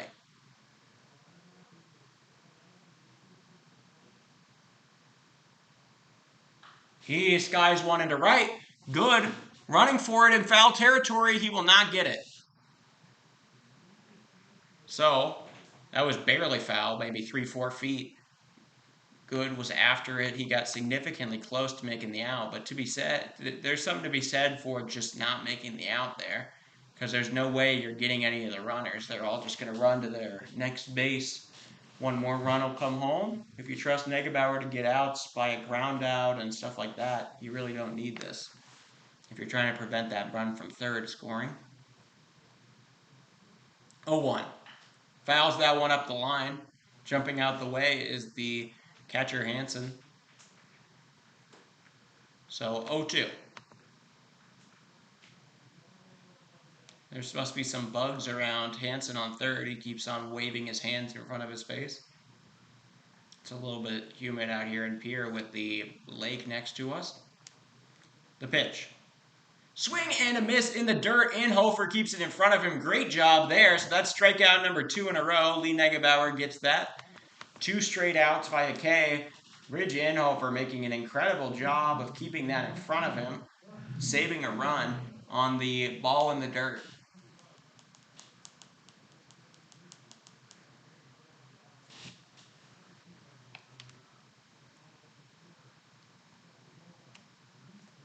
Okay, well, up to bat now, Matthew Covendale. He popped out to the pitcher his last time up on a nubber. That's a little bit low. So 1-0. Bases still loaded, but 2 outs. Back-to-back strikeouts for Lee Negebauer brought it all the way up to 2 outs. He had bases loaded, no out, and 1 man and 2 men have already come across this inning. Covendale trying to make that a bigger margin, 4-run lead. That's good in a lot of games, but not with the pitching that this team has had. His Pierre team, elite offense. Some of the best offense we've seen all year, but the pitching leaves a lot to be desired. That one is popped into left. Running after it is Crosswade. He will not get it. It gets down. It gets to the wall. 2 runs are going to score. Hanson, they're waving home Lions. The throw to home is going to beat them by a lot, so they'll get Lions at third. 2 men are on his way to home, and 2 men will score. That'll make it 8-2 in the bottom of the second. Pierre has a 6-run lead going into the third. How about that? A double from Matthew Covendale brings home 2 runs. Hardhats do get Lions out by a lot at home. And Hanson and Zabel both score from second and third, respectively.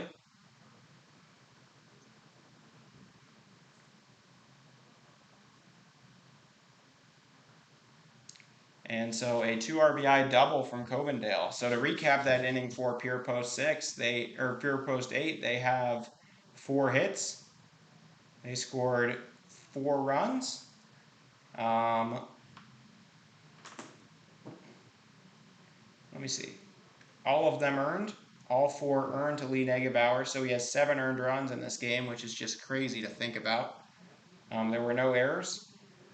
And there was 1 man left aboard, making it 8-2. Hardhats trying to make a comeback now.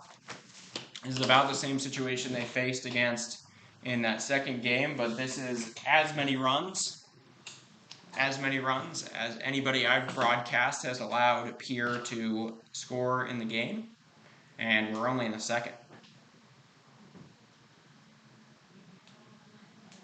Zabel's got to see if he can keep it up. We entered the we were not in the second. We're in the top of the third.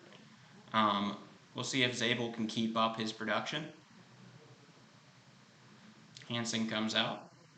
Hanson has a pair of runs so far. So does Zabel. They both have 2 runs in this game so far. That's kind of wild to think about. Zabel has scored as many runs as he allowed and brought in as many too. So he's accounted for 4 offensive runs and only allowed 2 runs pitching. So he's a net positive for this team right now on the mound. How about that?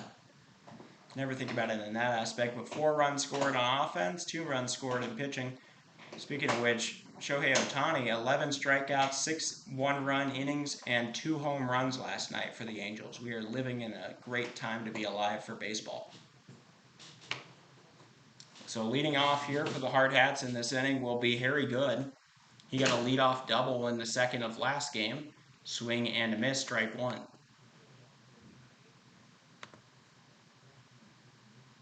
You might be looking at the score and be like, oh, what's going on, boys? This kind of just happens. Pierre has a great offense, but it is a little surprising to the scale what has happened. 0-1. Good takes it high. You even the count. Thanks to all the people of Pierre for helping out today. See some geese, not Canadian, some other kind of geese. That one is hit into center, leadoff single. So Harry Good, leadoff single. Good start for the Hardhats here in the top of the third. That'll bring up Alex Dietrich. Dietrich, plenty of consecutive hits. He got a 2-run single to bring home the only 2 runs the Hardhats have scored here in the back in the first.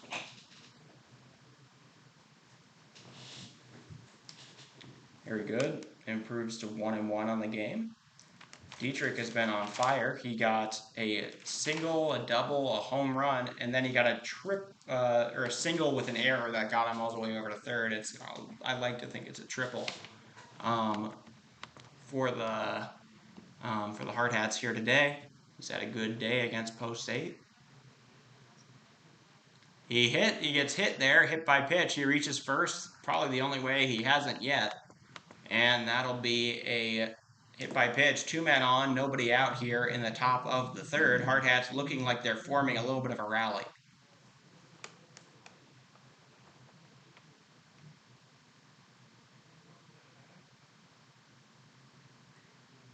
So Good goes over to second. Dietrich and Good sometimes steal in tandem, but I don't see a purpose here when there's nobody out, and the man you're allowing to hit for you is Ridge Inhofer.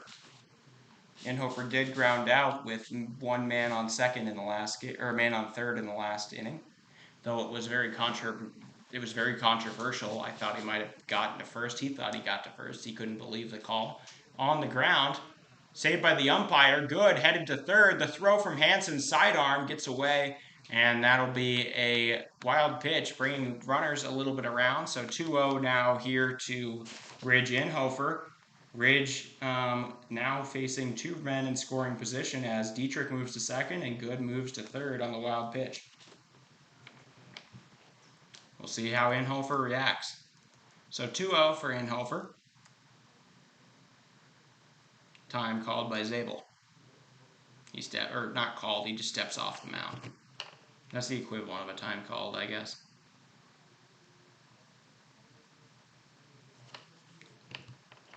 Taken high, 3-0.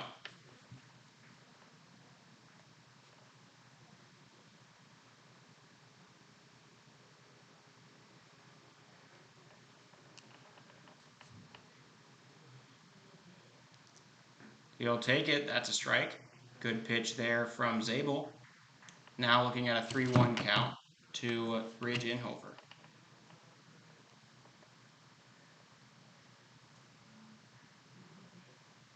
The pitch in the dirt. So, loaded bases now, still no outs. The same situation the Hardhats faced in the bottom of the second just now. Of course, all 4 runners, the man at home and the rest of them, came around to score in that inning. So this is a good omen, perhaps. Coming up now is going to be Aaron Roach. Roach pops it foul.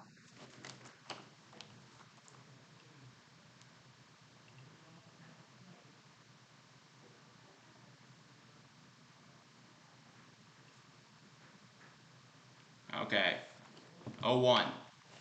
Taken high, 1-1 now. Still nobody out. Bases loaded. Hardhats have gotten 2 home runs in this game. That both were done by people currently on the base paths. The man on third hit the first one, and right after him was the man on second. Swing and a miss, so 1-2. Aaron Roach checks his bat, make sure it's, it didn't get phased through by that ball. He thought he might have made some contact, but it didn't quite happen. 1-2. The stretch. Zabel delivers high, so 2-2 now.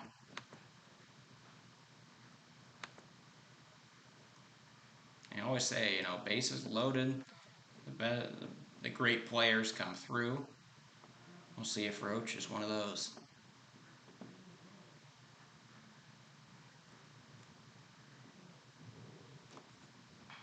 Pops it up. The first baseman, Covendale, going after it, and it will be out of play. So we keep the at-bat going. Torvey gives Roach some sort of advice.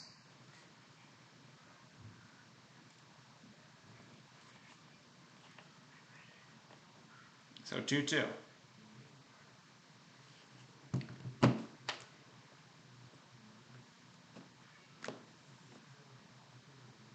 Swing and a miss. So Zabel gets the K. That'll be out number 1 of the inning. This is exactly what happened with Lee Negebauer. Though it should be said that 2 runs scored after Lee got his Ks. So, Second strikeout of the game for Zabel, both of which were on Roach. That's kind of wild in back-to-back innings. So now up comes Crossway. Crossway flew out to right, but it was dropped by the right fielder. He'll take one inside. So 1-0. It was the error on the right fielder allowed him to reach base. He got all the way to third and was stranded out there in the last inning. He was on fire in the game against Millard West, or Wolf Electric Wildcats. Fouled off. So 1-1.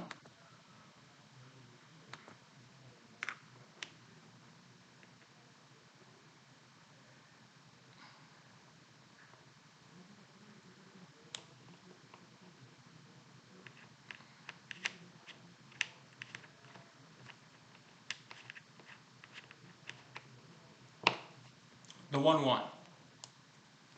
That's over and in. Good pitch there. 1-2 now. Zabel looking for a second K.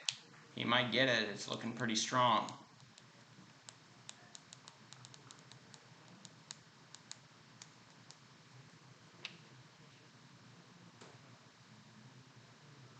The 1-2. Zabel delivers right down the... Nope. He can't believe it. I thought that was right down Main Street, a little bit high maybe, but I thought that was a strike. Umpire does not call it. He's saying, you got to be kidding me. I mean, I think it's justified in this situation. 2-2. Zabel's going to have to do it again. Fouled up the line and away, so we keep on going.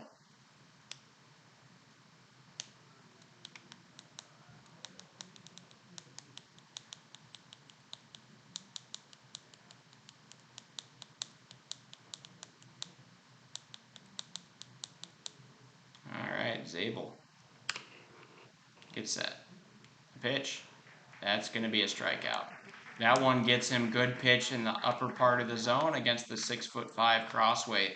And that'll be out number 2. So back-to-back strikeouts. The same situation that happened in the bottom of the second for Lee Negebauer. He had bases loaded with nobody out. He got 2 Ks. And then a double from the next man up brought home 2 runs before a greedy base runner was caught at home. That's going to be out and away, ball 1. This is Zeke Farley. Farley, an all-state selection for 2022 Legion Baseball in South Dakota. He hit leadoff for a significant portion of this year before Coach Torvey switched it in favor of Dom McKnight. That was some time after the Brookings series. Taken high, just barely caught there by Hansen. He's done a great job behind the dish. Hardhats trying not to strand another 3 men. They can't afford it with the amount of runs they're down and how they're still bleeding runs at this moment. 2-1. Roach hits it, that's hit deep into left. It's going to be jumped up and caught. No, it gets down. It fell out of his glove. 2-run will score. The third one's coming around, going to third, and caught. So pretty much the same situation, but 3 men come in on the error by the left fielder. He got it, I thought. He jumped up, it landed in his glove, but it must have rolled out the top of it. Little snow cone situation. 3-run score for the Hardhats, and you'll take it if you're the Hardhats. The third out is recorded. But wow, what a turn of events. I thought that was a great play from the left fielder, Leinbach. It must have rolled out of his glove. He thought he had it, so it waited some time for him to go and try to re-pick it up.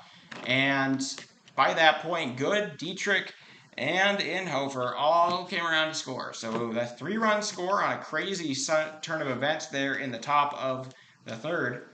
Zeke Farley gets, I think it's not an error. No, it was ruled an error. Yeah. So Zeke Farley reaches on the air.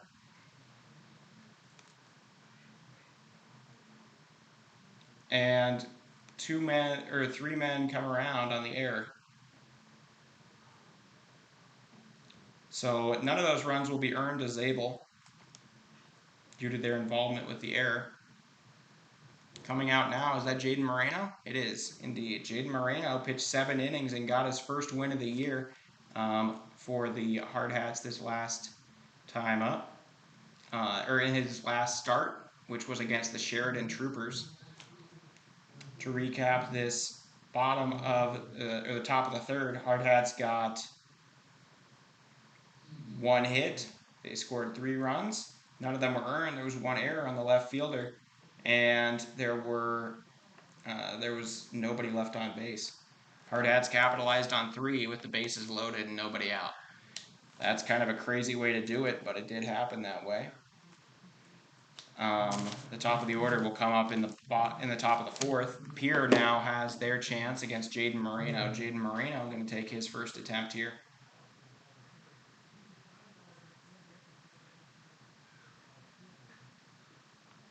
He will go up against Miles Doyle, the only man not to reach or not to come up in the last inning. He struck out to end the first. That's down 1-0.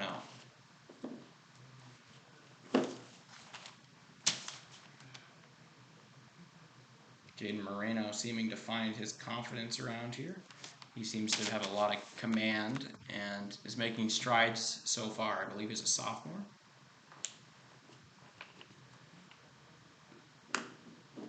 The 1-1. Swing and a miss there. Good pitch. Moreno gets him hacking a wind, and that'll be the second strike. 1-2 now here to Doyle. Doyle has a pair of errors in right. Swing and a miss. The off speed. Wow. Jaden Moreno. He pulls the string on that one. He reaches out. Can't quite get it. Doyle goes down swinging on the first man up. So now that's the first strikeout, first out of the game for Jaden Moreno. He delivers the first one off the plate. So 1-0 here to Cooper Terwilliger.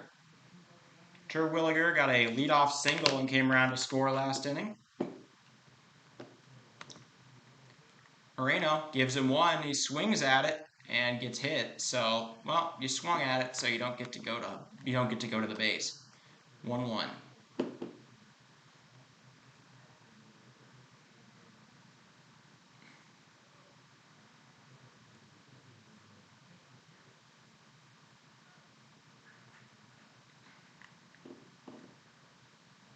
The 1-1. Moreno. Curveball gets in the zone. Good pitch there from Jaden Moreno. 1-2. He got that beautiful third pitch to get the swinging strike on the last one. That one inside does not hit the man, but gets significantly close. They say don't use that ball. I don't know why. It wasn't that far. Coach Clapp going to come out and get the ball. So 2-2. Moreno waited 7 innings to get his third strikeout, but did end up striking out the side with to finish off that Sheridan game and get his first win of the year. He drives that up the middle. Look at McNasty. Dom McKnight. He runs out there, gets down, lowers his shoulders and grabs the ball. So out number 2 on the liner. And things are going so far well. So far so well here for the Hardhats. Spencer Eastland now up. He walked and came around to score in the last inning. That's a strike right down the middle from Moreno. Moreno has a lot of good pitches. He has a good changeup, a solid fastball, and a really devastating sweeping curve. Swing and a miss. There's that curve. 0-2. That's a very good pitch. Maybe one of the top 3 or 4 on the entire team.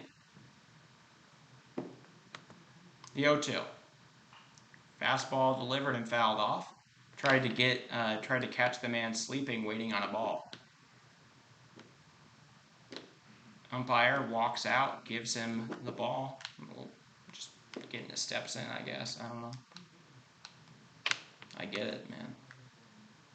Steps are important.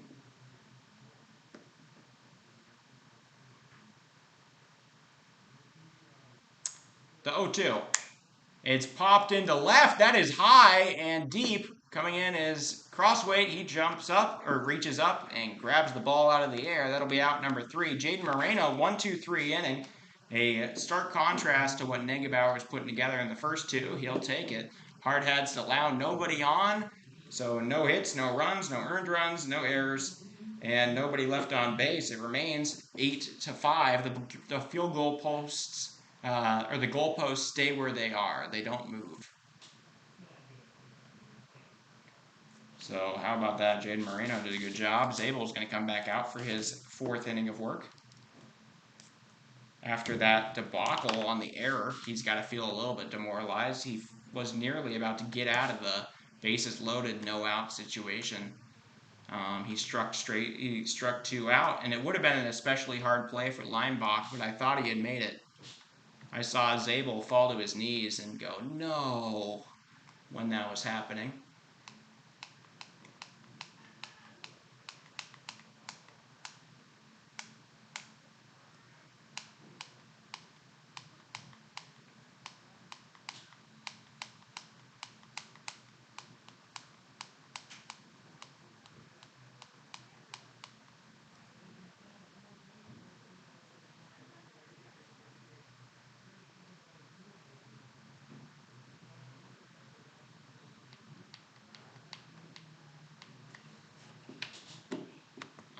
Okay.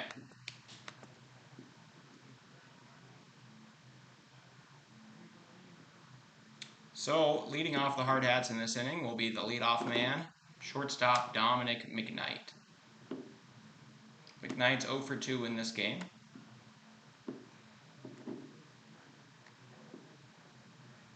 Though he's the normal leadoff man, he's been in a little bit of a slump recently that hasn't stopped Dorvey from putting him at the 1 slot. Dorvey has a lot of belief in the shortstop.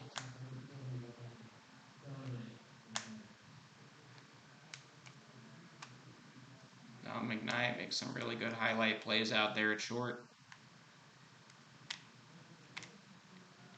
He came in and played full-time short in relief of Wilson Kiefer, who broke his hand in the game against Laramie at the end of the Veterans Classic. So, top of the 4th. That's way, just a bit outside, maybe. I don't know. Out. So that'll be not a strike. Barely, though. 1-0.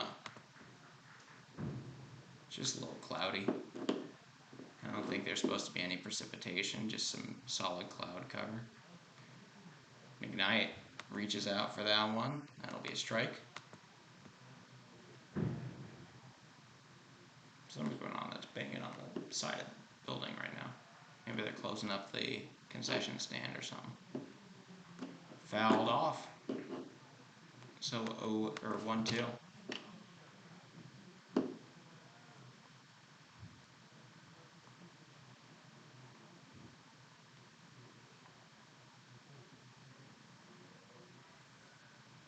All right, 1-2. Swung on and fouled. So 1-2, we remain. Thanks to my dad, he's watching at home. He's also a fellow member of the Riverfront Broadcasting Corporation. They have helped us. The man out here gave us some connection. That's inside 2-2. Allowed us to stream. We were having so much Wi-Fi troubles. I was trying to do it off my phone and the hotspot, and we had no connection at all. And then it worked out. It seems like AT&T has spots here, but nobody else does. Swing and a miss, but it gets away from the catcher Hansen. He throws to first. Woo! What a catch there by Covendale. He reaches around the shoulder of McKnight, adjusts for any sort of tip that might happen, and Hansen throws a strike from about 85 feet. Or sorry, about 105 feet, and gets the out. So good job there. That'll be K number 4 for Hansen or for Zabel. So now Aiden Roberts up. Aiden got a single back in the second where he really legged it out. A very Ichiro-like infield single. Just kind of chop it and run. 0-1. Taken outside. 1-1 now. Before that, McKnight grounded out to second, so he's 1 for 2 on the game. That's up and inside, so 2-1 now. I might have made up the inside part of that one.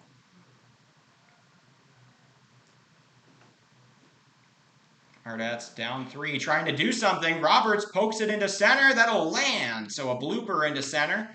And a single. Roberts gets his second of the game. First one in the outfield. Just kind of floated around into a place nobody else was. Eastling was not able to get out there. And so a single there puts a man on, a speedy man at that, Hayden Roberts. And Hayden Hollick now up, the RBI leader for the Hardhats. He got a single and a run to start off the game in the first, and then grounded out to end the second with the bases loaded.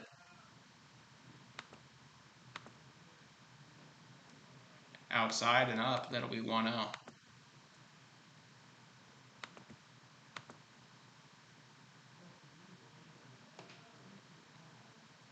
Covendale making sure that the pitcher knows that he has a pickoff play if he wants it against it. Roberts here. Roberts has been picked off a few times this season. He does give into it, a little bit of a back arch, and then he throws to first. I wonder, that's kind of testing the line between balks. You start the back arch and whatnot in your release, and then you throw to first. You have to wonder. Nobody knows what a balk is, though, anyways. That one is skied into right. Underneath it is the right fielder, Doyle. He makes the grab for once, and that'll be out number 2. Doyle, I believe that's his first put out of the game. He has 2 errors so far. So out number 2. Harry Good now up. Harry Good has reached base and scored both of the times he was up. He got a single in the last inning to start it all off. He represents 2 of those 5 runs on the scoreboard for the Hardhats. 2 outs here, top of the 4th. Aiden Roberts on first. That's a strike. So 0-1.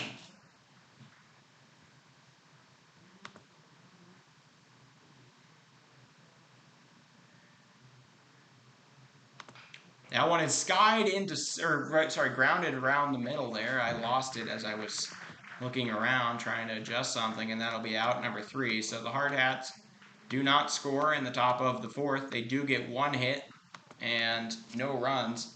Nobody left, or 1 man left on base, no errors. So it remains 5-8. We go into the bottom of the 4th. Jaden Moreno going to come out for his second inning of work. He had a quick 1-2-3 inning with a strikeout in the last one.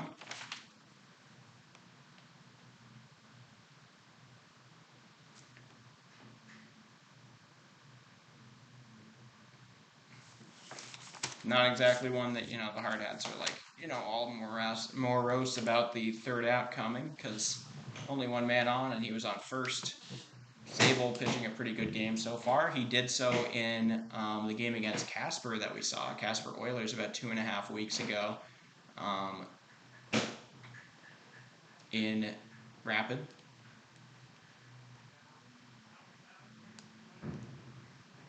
So the leadoff man, Matt Hansen, going to come on. He has a walk and a single, both starting off innings in the first and the second.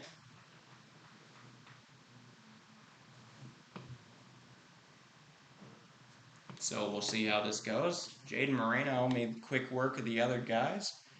A strikeout, a line out, and a fly out were his methods of out. Look at Zeke Farley throwing a really accurate ball. I mean, when you see a good center fielder with an arm like that, you're like, you could probably play quarterback. I don't know, especially for a righty. I mean, all the good quarterbacks that are lefties, Lee Negebauer included, most of the good quarterbacks that are lefties get taken to baseball because they're a lot more important and rare, and it matters more in baseball. Unless you're in like a very football-dominated culture. That one is floating to right. Good in... Ooh, that's foul. Okay. Good was in pursuit. He did not make the out, but it also went down foul, so 0-1. He lost his hat running for it, obviously. Coach Torby's talking with Coach Klaparich. He gives a sign to the pitcher. Or sorry, to the catcher. and the catcher relays it to the pitcher. 0-1. Popped up into left, and Crossway wants it, makes the out. So out number 1 recorded on the fly out for Crossway. 4 straight recorded outs here for Jaden Moreno. That's how you start out an inning. So first out recorded, up comes Jet Zabel, the future NDSU Bison player. Of course, he's going to go play at the Fargo Dome as a 3-star tight end in the class of 2024. So he's 1 more year of high school, but after that he's going to go play out there. He might end up playing with an NFL quarterback, Carson Wentz, Trey Lance, 2 of them from NDSU that have gone pro at high picks. That one is going to be lined. What a play! Aiden Roberts jumps up. He uses his hand. He just one-hand grabs out there on the liner. Mighty Mouse skies up for it. Wow. How about that? Aiden Roberts second out. That was not an easy one by any means.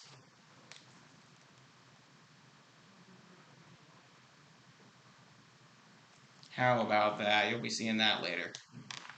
So now up comes Johnny Lyons. Lyons reached on an error, came around to score, and got a single so far. He also got caught stealing, going for home. Or got caught on the base paths going for home at the end of the second.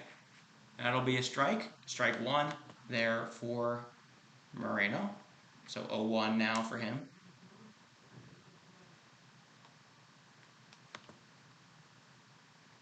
Pitch, and it's going to be a little bit high on the changeup, so 1-1. The scoreboard says 2-1. Maybe I missed a pitch. Fouled off, 1-2. Once again, right behind home. Yep, that's rattling around right near the pond, and which can't be good for the pond, and by the busy street right next to it. I mean, you can foul it off and then go straight into a driver and cause a real accident. That one is popped into left. Crossway going underneath it. Oh no, McKnight wants it. He makes the grab. How about that? He ranges out. Crossway grabs his hat, and that'll be the inning. So 3 pretty good plays there for the Hardhats. And that'll be the end of the inning. 1, 2, 3. Moreno strikes out the order. Or gets everybody out in order this time up. He did it last one. And so yeah, so no hits, no runs, no earned runs, no errors, nobody left on base. Moreno manhandling this offense. Zabel gonna come back out. He currently holds he would be the pitcher of record. Hardhats still trail by 3, entering the top of the 5th inning. They will lead off with Alex Dietrich, who has been unstoppable so far in these 2 games out here in Pierre. He's a very up-and-down guy in the College World Series tournament. He had 2 tremendous games against Carney Runza, where he had 5 RBIs, and then against Millard West, where he put together a very good game as well. And then the other games that he had were like 0 for 4s and 0 for 3s. You know, it was a really, hot and cold situation. But overall, it averaged out to a pretty good tournament there for Dietrich. So now he's going to come up. He is doing a good job today. He hit everything but a triple in the first game for the cycle situation. He did great work out there. Now he has a single and 2-run single back in the first of this game and reached on a hit by pitch.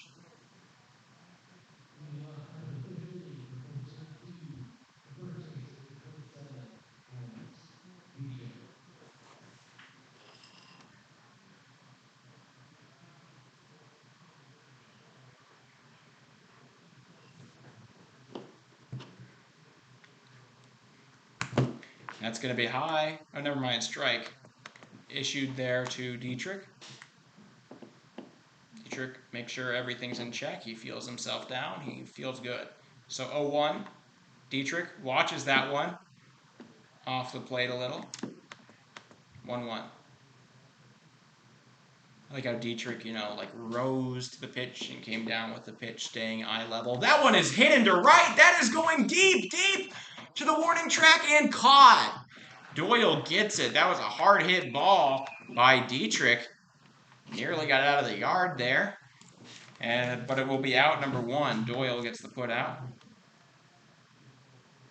Coming up now is Ridge Inhofer. Inhofer reached on a walk and came around to score on that crazy final play of the third, and then he grounded out to second his other time up. So he's 0 for 1 with a walk. That's very high. Ball 1. You have to wonder about Zabel. He has to be high on his pitch count right now. He's faced a lot of batters. This is his 3rd time through the order. Off the plate, 2-0. Hope you all are enjoying this presentation on Hardhats TV. If you are, give it a like. That's going to be a called strike at the top of the zone. Well-placed pitch from Zabel. Lights are bright out here in Pierre, South Dakota. That's a strike. So, 2-2. Zabel pinpoints 2 breaking balls in a row. Or maybe just slow fastballs. You never know. All right, 2-2. Swing and a miss. Ridge Inhofer goes down on strikes, and that'll be the 2nd out of the inning. 5th strikeout of the day for Zabel. He's been doing great. He's through 4 2/3 here, holding a lead. Hardhats walked off the game 9-8. So Doyle was the pitcher in that one in the 2nd game in Rapid City. That's going to be inside, ball 1.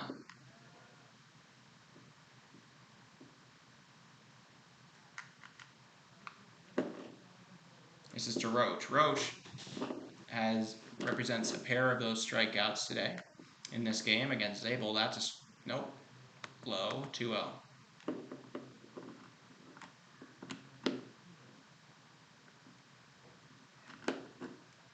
Here to Roach. Swing and a miss on the stretch out heater. Threw that one on the outside part. He reached for it, couldn't quite get it. Torvey gives him some sort of advice. Points at the pitcher. The pitch swings at that one too. So 0 for 2 on the swing so far. He's looking at a 2-2-2 count. 2 strikes, 2 balls, 2 outs. So now Roach trying not to become his 3rd straight strikeout swinging here to Zabel.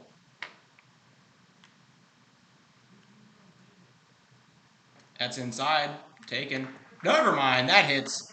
So that'll be the 3rd strikeout. The first one looking for Roach on the day, having a little bit of a rough one. Moreno's going to come back out to pitch the bottom of the 5th. Hardhats go through another inning scoreless. They're running out of time here as they trail 8-5.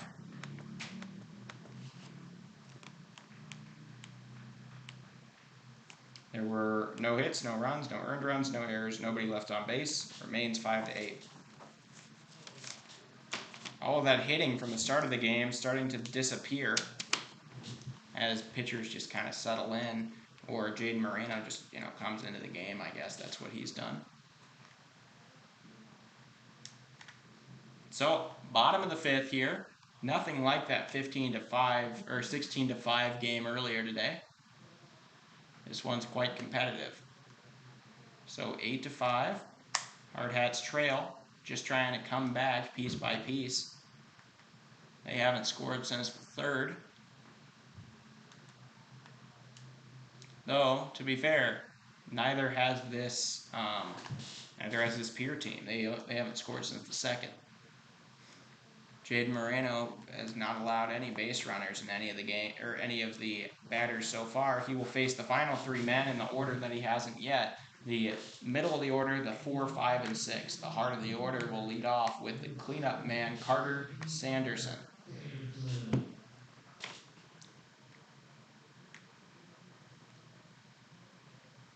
Sanderson with some bright blonde hair and a good tan. Moreno, first pitch strike, right down the middle. So 0-1.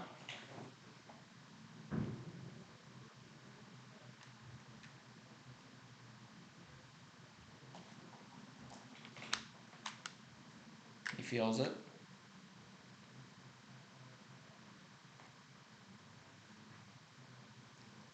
The next pitch, fouled, out of play, into the woods. So, strike number 2, 0-2 now.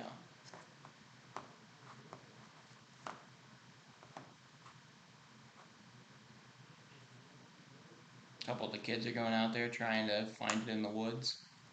Can they? I think it went past the fence. I don't know. It did. All right, Moreno delivers the looping curveball way off, so 1-2.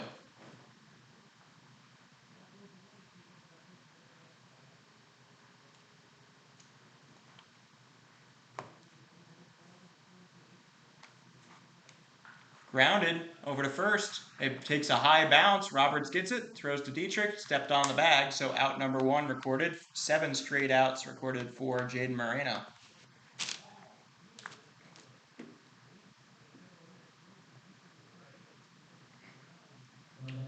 Roberts having a pretty good day. That was a very strange bounce off of the edge of the grass. That's kind of what can happen on these non-turf fields.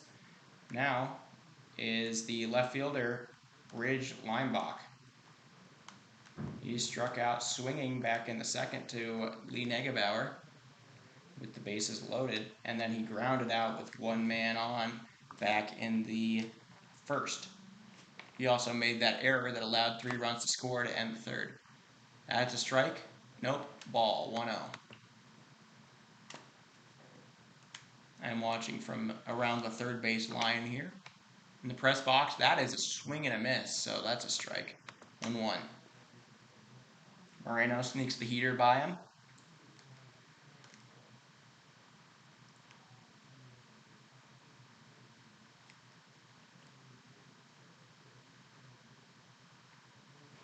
The pitch.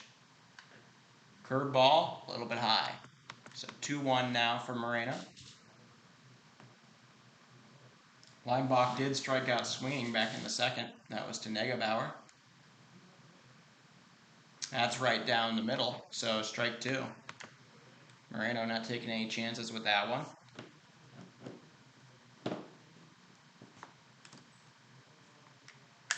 The 2-2.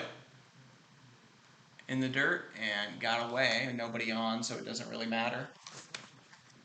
Full count now, 3-2-1 to the 5-hole hitter, Ridge Leimbach. We got a Ridge behind the plate and Ridge at bat, so that's pretty cool. You don't see that every day. He slaps one over to second. Roberts gets it, throw to first in time. So Roberts is second put out. Moreno, we've got 2 outs. Moreno for. Oh man. Moreno, buddy, we got 2 outs. I know it felt like a lot.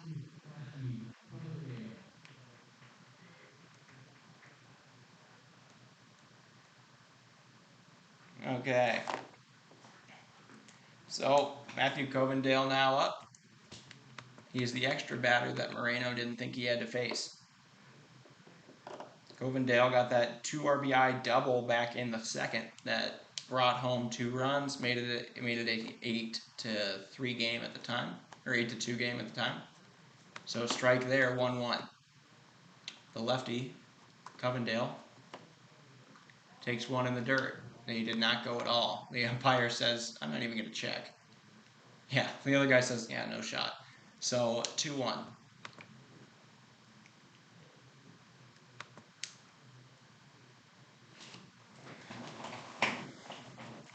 All right, 2-1 count here to Matthew Covendale. Hardhats trying to prolong this 3-run lead. That's a foul tip strike, so 2-2.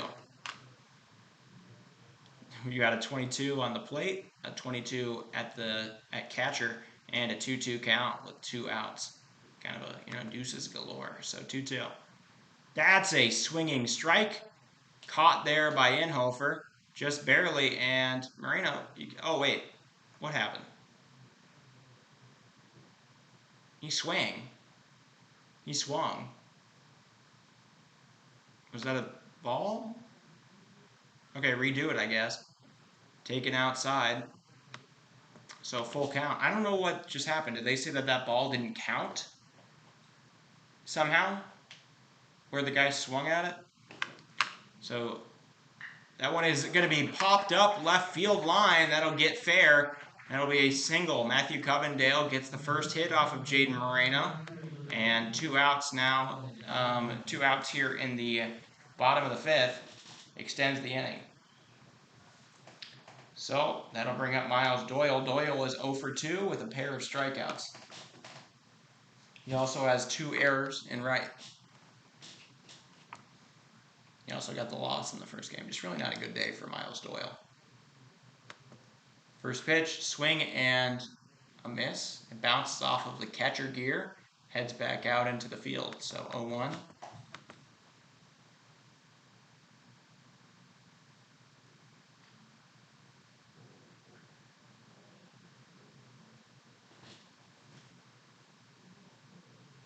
Two outs here. It is 9:18 local time. This thing's starting to get dark. That is a strike in the upper part of the zone. Good pitch there. 0-2 now for Moreno. Like I said, Doyle struck out swinging both of his last times up. 1 to Moreno, 1 to Negebauer. Taken off the plate, 1-2.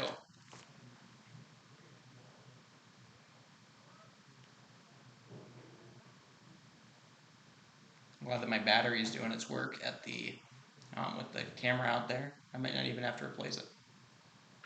Grounded over to short. McKnight scoops it, throw to first. Caught in time. So that'll be out number 3. Hardhats just allow the 1 hit. Don't allow anybody to score. We enter the top of the 6th, down 3 runs, 8-5. So to recap that inning, 1 hit, no runs, no earned runs, no errors, 1 man left on. It remains 8-5. Hardhats need to get on it real soon. At least get 1 or 2 runs here to make it a very close game going into the 7th. Moreno has prolonged all of this. He's pitched 3 shutout innings so far. But now it's up to the offense to do its job. Tate Crossweight is 0 for 1 with a reaching on an error so far. He will lead off this inning. Zabel only allowed 1 hit in the last two innings of work. He's really settling in. He's coming out for his 6th.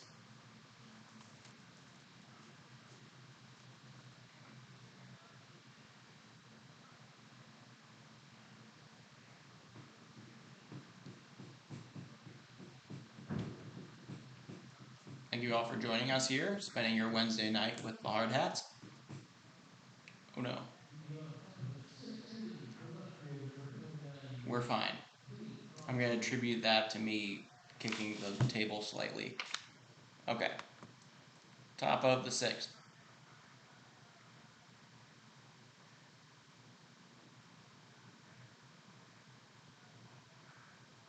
Zabel gives a first pitch strike right down Main Street, 0-1. He has gotten consecutive strikeouts, 1 swinging against Ridge Inhofer and 1 looking against Aaron Roach. Fouled off. That'll make it 0-2. Not where Tate Crossweight wants to be right now. Might add Tate struck out looking to Zabel back at the 3rd.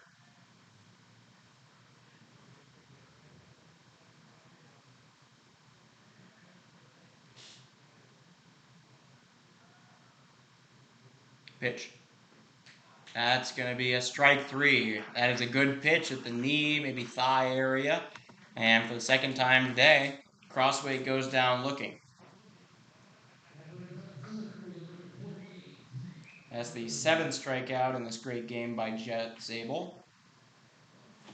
Now up comes Farley. Farley reached on an error and brought in 3 technically in the bottom of the 3rd with a long hit ball to left. That was a strike 1. And he also got a single back in the 2nd. And that's going to be taken. Also, nope, not a strike. Ball. Zabel showing off his tight end skills, jumping up to catch that one on the throwback. A little bit of a goal line fade. 1-1. Farley, hard hit over to short. Lions gets it, throw to first in time. So out number 2. Getting some whistling here. Are they going to check in? What are they doing with Zabel? Is this the end of his pitching? Maybe he hit the pitch limit, the pitch ceiling for what you can throw. Yeah, it looks like it. Looks like he's going to get, that was a great game. Jet Zabel now coming out for Pierre Post 8. Coach looked like he was about to pitch. He was starting to clear off the rubber and everything. He gets a standing ovation here from this crowd, as he should.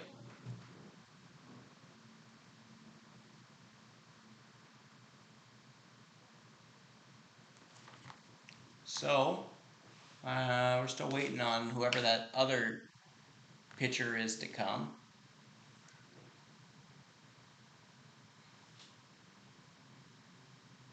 Yeah, still waiting.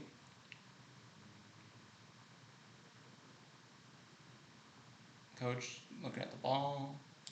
It's number 2. It's Hansen. So that's why it took so long. The catcher, Matthew Hansen or Matt Hansen, is going to come in relief now.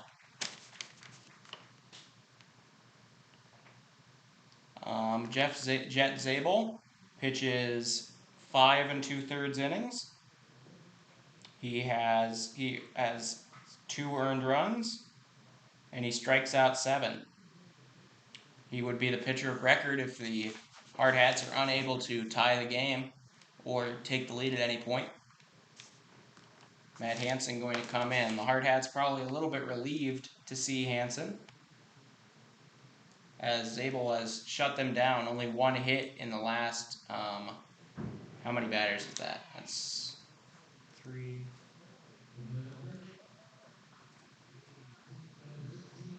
12. And only 1 hit in the last 12 batters. But we'll see. Hansen, all dirty. He had some sliding he did in game 1 that really got those pants all dirty. He's covered in dirt.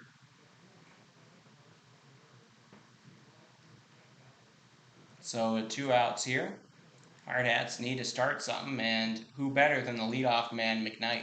He is 0 for 3 in this game, but all in all, still a great hitter, especially at getting singles. So some warm-up pitches happening here. Oh, the new catcher is Zabel. Zabel's going to hop behind the dish. He's going to catch for his pitcher. That's not a warm-up pitcher, or that's not a warm-up catcher either. He's going to actually swap positions with Hansen.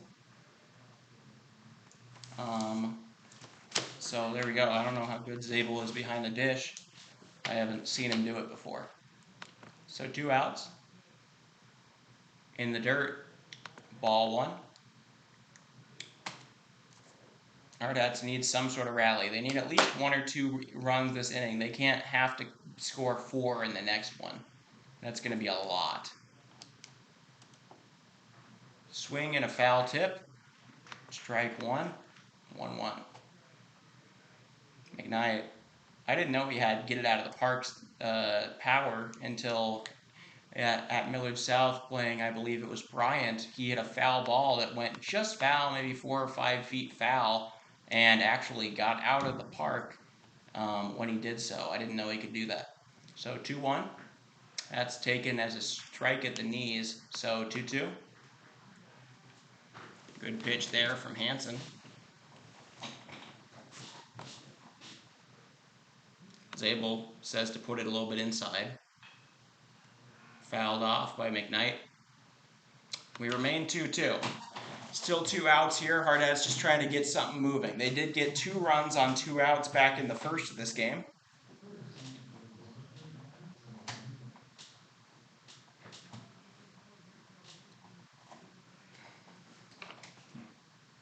Fouled off of the catcher. It bounced off of him so hard that it went all the way to the wall out there. That's kind of crazy. So it remains 2-2. McKnight fights it off.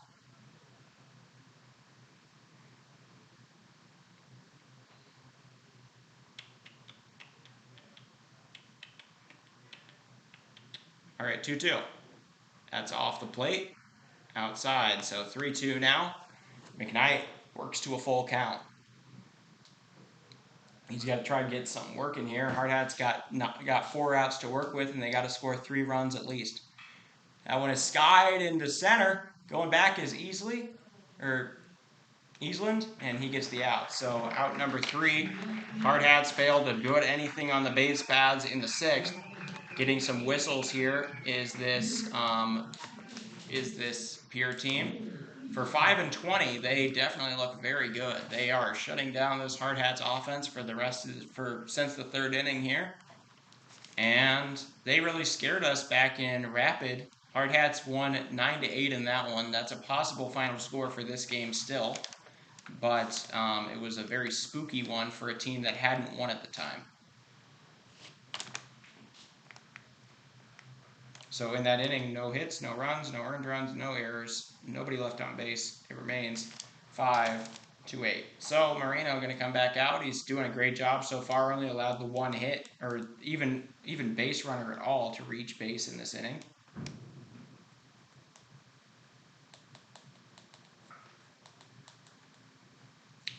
He will face the 8, 9, and 1 hitters. He's got the 3rd baseman, Cooper Terwilliger. Cooper Terwilliger is going to take on this next part here in the bottom of the 6th.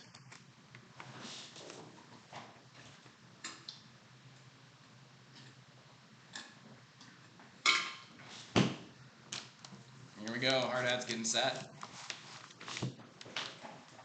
Moreno pitched 3 shutout innings so far today, in relief of Lee Negebauer, who allowed those first 8 runs, earned all of them. Earned 7 of the 8 runs. There was one where there was like an error on Aaron Roach. So, bottom of the 6th. Leading off is Terwilliger. He led off the 2nd and got a single, came around to score. That was against Negebauer. So 0-1. Moreno really turning a corner, it feels like, on his season here.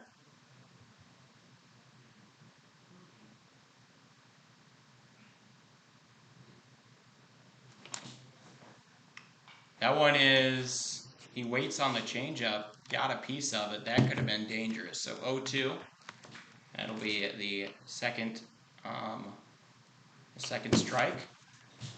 Terwilliger 1 for 2. He lined out to Dom his last time up. That was with Moreno on the mound. Swing and a miss on the stretch out. That is a beautiful curve ball. Hits the edge of the outside, or the outside of the plate. Swing and a miss, strike 1. So Moreno, that's his 2nd strikeout of the game so far. And now he will face the man he got his 1st strikeout against. That is Spencer Easland, the center fielder. Down and away. Good job there from Ridge to catch it off the bounce. That's a weird thought. I bet you would be good at baseball if you played like lacrosse or something. Just the hand-eye of picking it up off the bounce has got to be something good. Though I don't know what's with the stick. I'm not totally sure.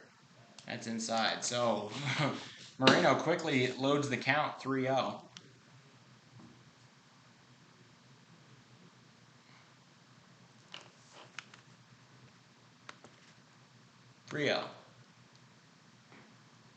That's going to be a ball.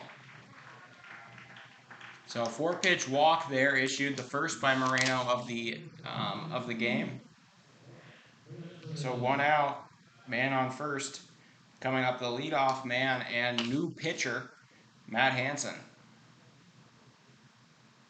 I don't know if it's just like he has big arms or something, but it looks like those sleeves are really short on him, but they're the same size on everybody else. So 1 out, man on first. That one is hit into the gap. That'll be a single. Crossway picks it up. The man will stay at second, but 2 men on, 1 out here. Not looking too good. Up comes Jet Zabel, who is 2 for 3 on the day. And the one time he didn't get a hit, it was a beautiful play there by the second baseman, Roberts. This is starting to get a little spooky. Moreno going to talk with his catcher, Ridge Inhofer.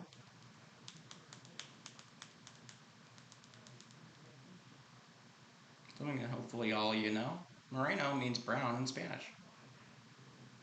So it's the equivalent of, like a James Brown or I guess in the Jaden situation it would be like, yeah, probably James.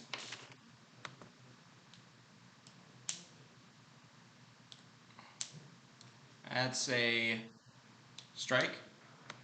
So 0-1. Yeah, he's pretty much Jaden Brown. So there you go. There's your little fun thing. It's a generic name just in a different language.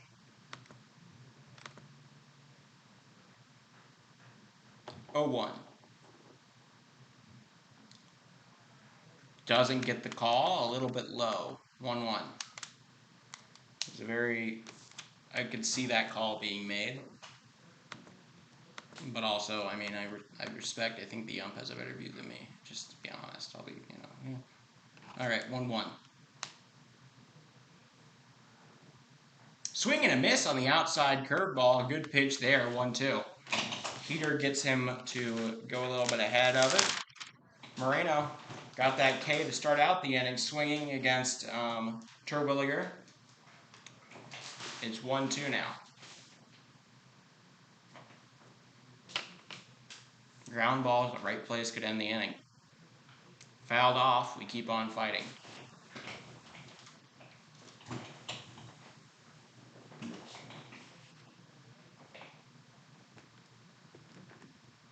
So Zabel settling in for the 1-2 yet again. Like I said, Zabel, a pair of singles, both of which brought in a runner. A single here would likely do the same. Moreno has to hunker down and get out of this. He delivers, it's fouled off just barely. Zabel gets off of his balance, he reaches down into the dirt and he smacks that one up. So he keeps it alive. It remains 1-2. Moreno pitching here.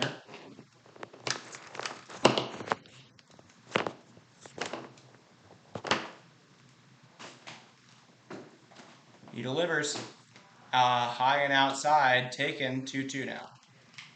Moreno had a few balls to work with. He swats at whatever bugs are in front of him. I have to say I'm very thankful. Thanks for Pierre. They have a closed up press box. No bugs. Love it. And I got the transmitters to work so I could get you a home plate cam. All right, 2-2. Delivered. Ooh. That is called inside. That was pretty darn close. Full count. All right, a big payoff pitch here. 2 men on, 1 man out in the bottom of the 6th. Hardhats trail by 3. Do not want to make it any worse. So full count. Payoff pitch. Moreno delivers, fouled off. We keep on going. It's been that kind of game. Nothing climactic seems to come on time, you know? That kind of just happens sometimes. So full count. Moreno, the stretch. He delivers. High and outside. Zabel able to work that count all the way to a walk. That was a great piece of hitting there. Put a man on every base. So bases loaded, 1 out. Moreno just needs to get out of this. Huh. The amount of stress he's under, I'm sure. He allowed his team 3 innings, but they did nothing with him. 3 scoreless innings. And now he's being asked to blank him yet again against this really strong offense here for Pierre Post 8. Pierre Post 8 kept their best pitchers for the late game, just as they did against the Hardhats in Game 2 of our series. Pitch. Curveball, a little bit high. 1 out. Like I said, a ground out to the right place could end this thing. Ground ball to the wrong place could break it wide open. Swing and a miss at the high strike, so 1-1.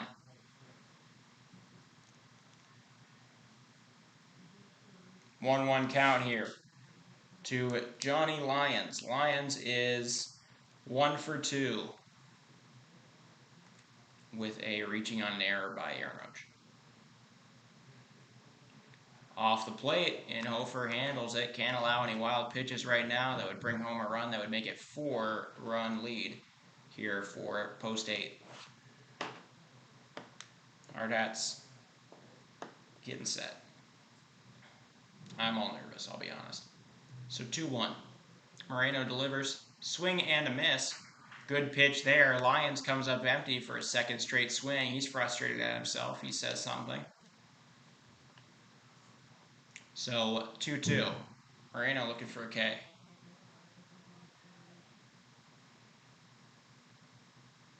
The pitch. In the dirt. And Hofer jumps on top of it. And it stays in front of him. Full count. There's some serious bug action. The third baseman, Hollick, the first baseman, Dietrich, all of them squatting around their faces. The man on first, that is Zabel, also doing the same. So full count, payoff pitch, swing and a miss. That is a big K from Jaden Moreno. He gets the second out here. Now, sack flies, sack bunts, anything like that off of the table, and the momentum is lost here. That is the third strikeout for Moreno. Base is still loaded. Up comes the cleanup man, Sanderson. Sanderson has two RBIs on the day with a double back in the first. He also scored 1 run. But other than that, 0 for 2. He drives it into center. That'll get through. So all the way, it's dropped by Farley. It gets past him. That'll score 2. Heading in is Zabel. Zabel's coming in for 3. The man going to third is going to be caught. Nope, he's safe. Sanderson puts his feet out in front, lands on the bag. Pierre breaks it wide open. A 3-run triple for double for Carter Sanderson. I think it's a single and an error because Farley failed to pick it up. I think that's a single and an error on Farley. Wow. How about that? That is a clutch piece of hitting. Still 2 outs, man on third in the bottom of the 6th. Hardhats now trail by 6 runs, which is a lot. They did trail by 5 against Lincoln Southwest when they made that comeback, so you never know. Ooh, fouled off his arm. That's got to hurt. 1-1. That was a big hit for Pierre. Hardhats nearly got out of it spotless, gave themselves just a manageable 3-run lead. The save would have had to have been made.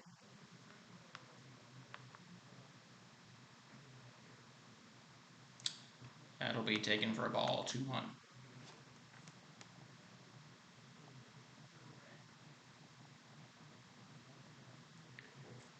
Farley got yanked from the game in a game against these guys, or against Casper in that same weekend. These guys were there a couple weeks ago, 2.5 weeks ago, because he made an error out of the center. He's been coach has been favoring Ridge Inhofer out there since, but Ridge is catching that game. That's a strike. Full count now.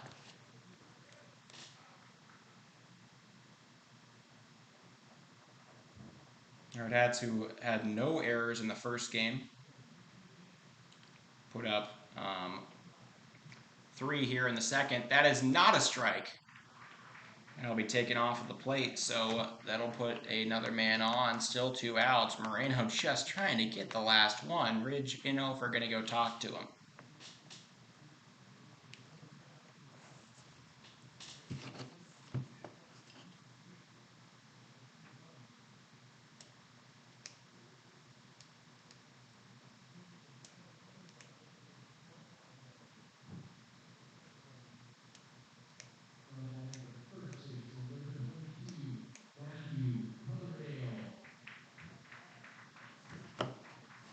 Two outs here.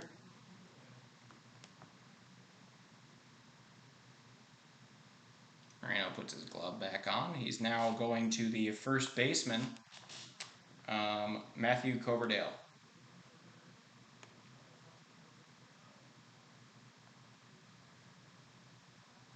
Coverdale is 2 for 3 on the day with a 2 RBI double back in the second.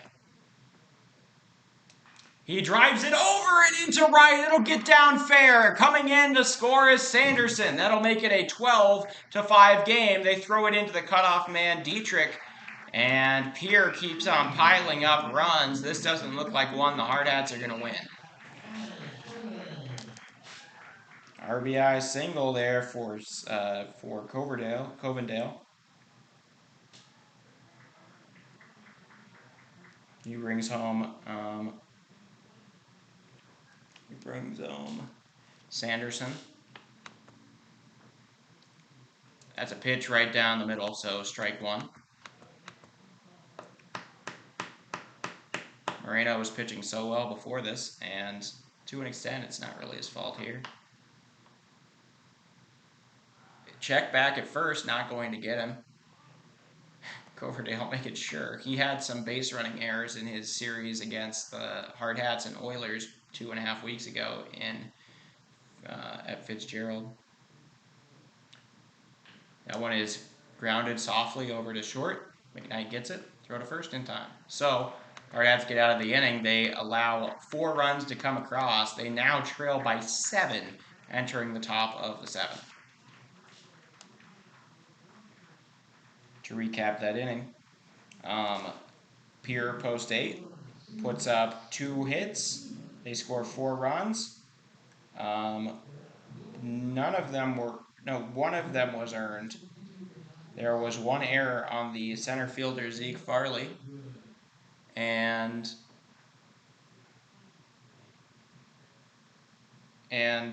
there was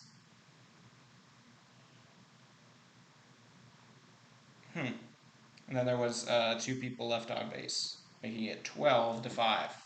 Hardhats need a Herculean effort here in the top of the 7th. They put up 6 in an inning in their 15-5 win earlier. It looks like it might be a little bit of a shootout split here, possibly the 16-5, and then maybe a 12-5 situation. But we'll see. Can the Emerald Warriors? I'm coming up with that. That's just me. Or as they're known, Pierre Post 8.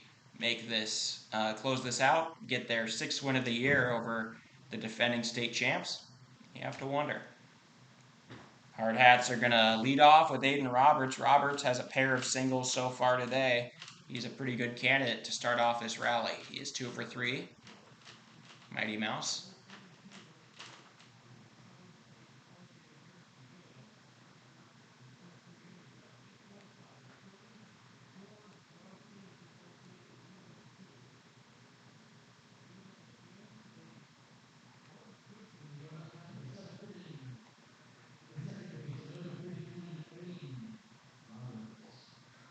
Here comes Aiden Roberts.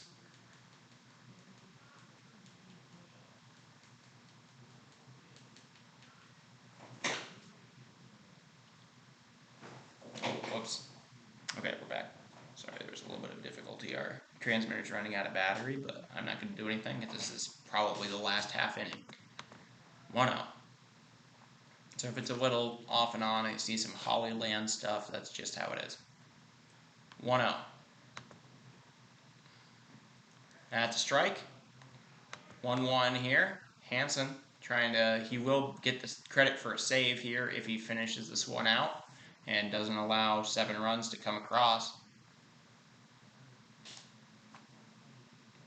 Roberts takes one off the dish, so 2-1.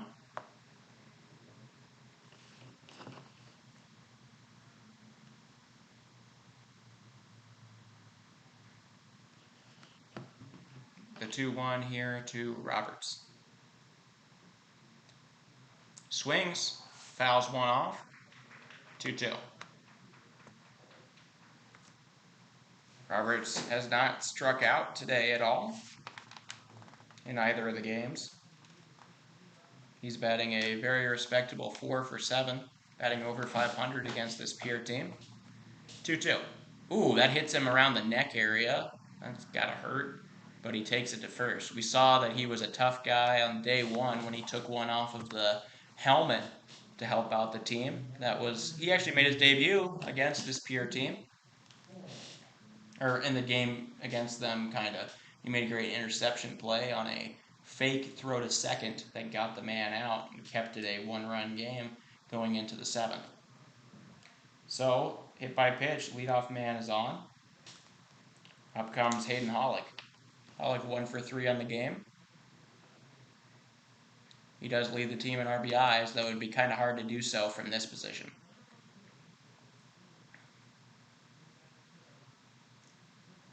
Plus, you're in no rush here. You have to score them all or none of them matter. So don't take any risks that could get you unnecessary outs. He takes one right down the middle, so 1-1. Hansen trying to close out the team's 6th victory. This would move him to 6-20. It would move the Hardhats to 31-19 going into Firecracker tournament.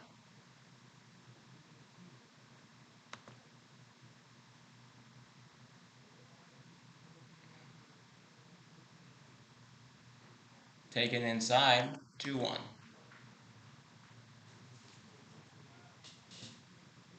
Thank you all for joining us here tonight. I'm Oliver Fell. Glad that we could have this entire second game up for you guys and the end of the first one.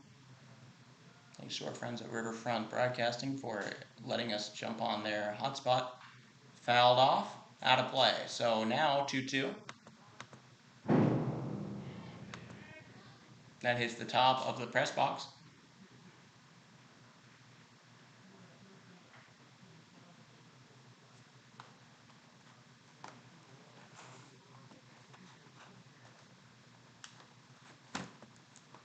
Two-two to Hollick.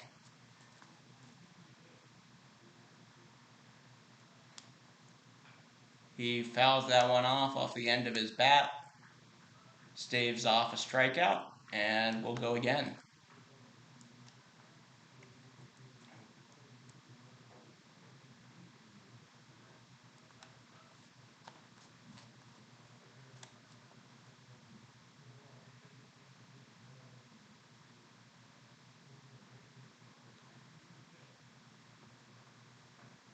Taken high, good eye there. Hollick makes a good call on one just a little bit above the zone.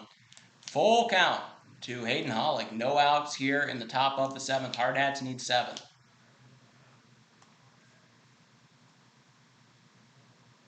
And every base runner matters. The first one is grounded over to third, handled well by the third baseman. He throws to second, it gets away! Running to third is going to be Roberts. He's getting told to stay there, and an error will allow Hollick to reach base and not a fielder's choice problem. So no out is made on that. This is exactly how the Hardhats rally start, with some doors being left open on outs.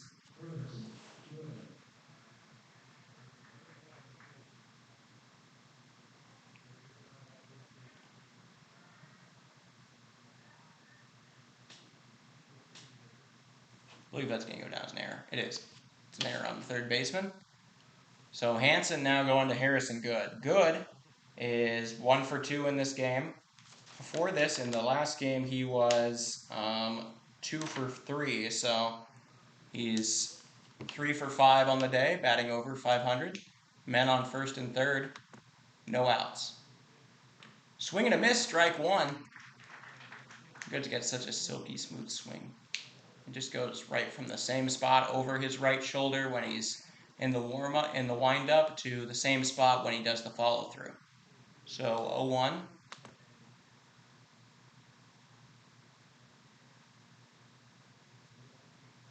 He takes one off the plate outside. 1-1. Hansen just got to chip away at these outs. He's got so much time. All he's got to do is get 3 of the next 10 batters out. Okay, that shouldn't be that hard, right? Down and away. 2-1.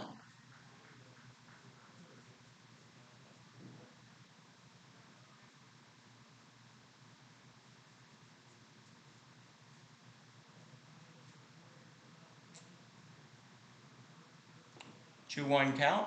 Good takes one down the middle. So 2-2. Hansen, chance here. He has one strikeout looking so far in this game.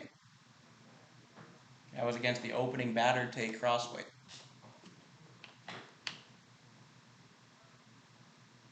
Actually, that was still Zabel. He doesn't have a K in this game. He only has one out recorded. I forgot.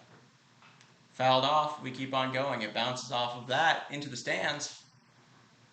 Nobody harmed. I didn't hear any screams. Okay, we remain 2-2. Good, just trying to work this to a full count and get something, or get something he can swing at.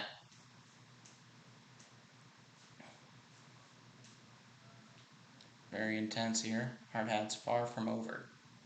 That's high. He'll take it. Full count. Thanks. I didn't do it. That was the website. I did send in a survey that said, hey, you can't read the red, and they're like, oh, okay. So they're doing yellow. I didn't do it. It's the website I use. Taken off the plate. Good, works a full count. Bases are loaded. No outs here. Never say never, you know? The first three batters get on.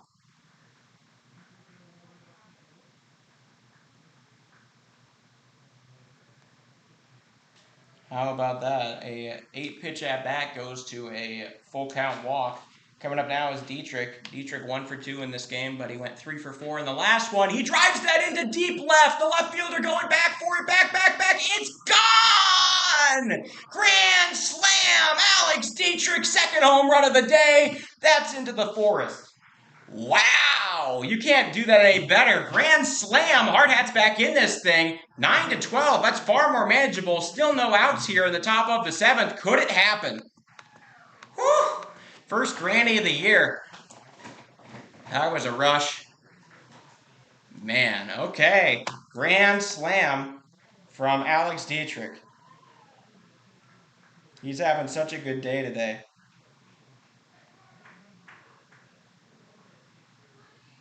So the first 4 batters all come in to score, and we're looking at a far different game. Hardhats now down 9-12.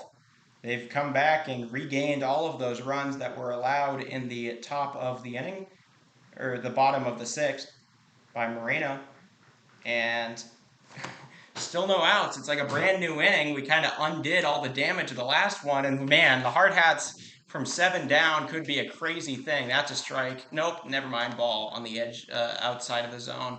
Hansen's got to feel weird. He's allowed 4 runs, all earned, 3 of them earned, while only putting 1 out on the board. So 2-0.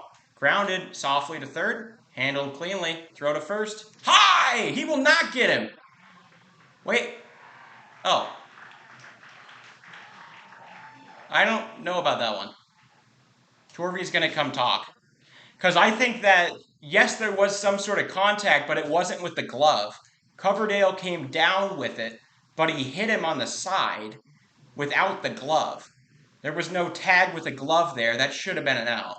Or that shouldn't have been an out. Because he landed against him. Yes, there was contact, but the glove was not touching Ridge Inhofer.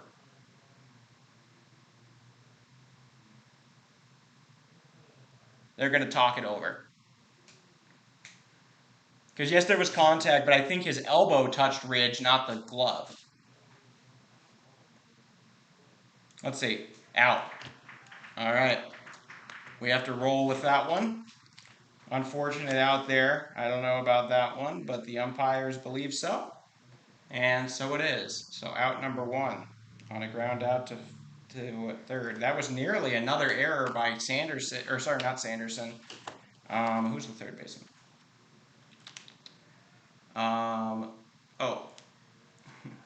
Terwilliger over there at third. So 1 out.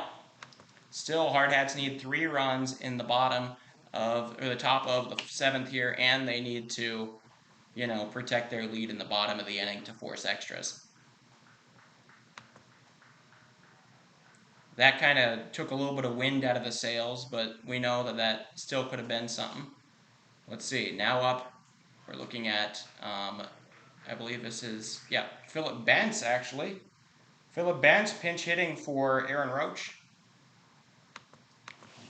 Roach 0 for 3 with 3 strikeouts in this game. I see why he was doing that. So that's a ball flinched at by Bentz.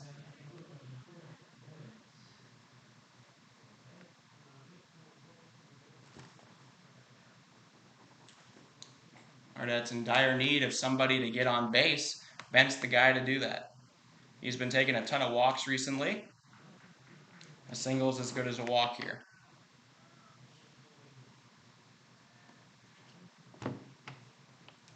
All right. Bentz getting set. Yeah, it's going to be over and in. Good pitch there from Hansen. Now 2-2. He has to feel a little bit good, finally getting his first out. Couldn't feel like that was all happening to him. Over and over, Hardhats are not giving up. They're going to try to find a way. 2-2. Fouled off by Bentz. We keep on fighting. 3 runs is far easier to come back from, but at the same time, you already used up a lot of gusto in that first little thing. You wonder how long it can keep on going. We did score 6 in the bottom of the 7th against Lincoln Southwest. That's off the plate. So full count now. Bentz happy to take a walk. He knows how to fight around the plate. Probably won't take a borderline. Probably will keep on fighting until he gets a definitive ball. Pitch there is swung on and hit into right field. Underneath it is Doyle. Makes the out. 2 outs now. Hardhats consecutive outs here. Starting to look a little bit more bleak. This would all have to happen on 2 outs. 3 more runs. Tate Crossway coming into the batter's box. He is 1 for 2 and he reached on an error.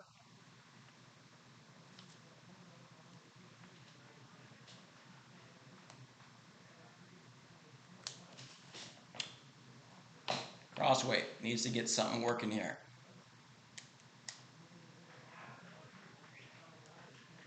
He'll say safe, so no swing there for Crossway. He checks it 1-0.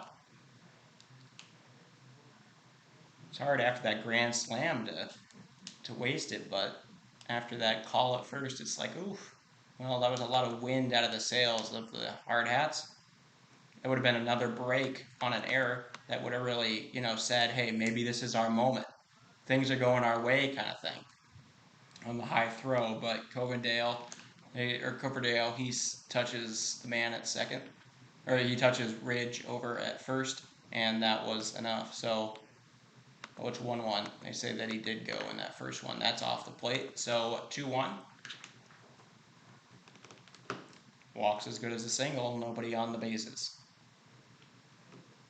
Coming up next would be Zeke Farley, the team's leading walker. He throws the bat. Hello, Tate. Swung the bat right out of his hands.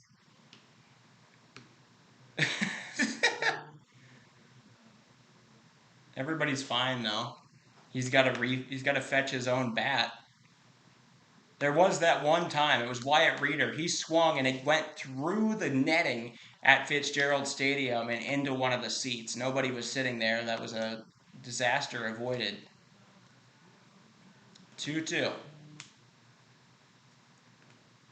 To Tate Crossway. That's way off. So he'll sit on that one. Full count. Hansen 1 pitch away. Hardhats down to their final strike.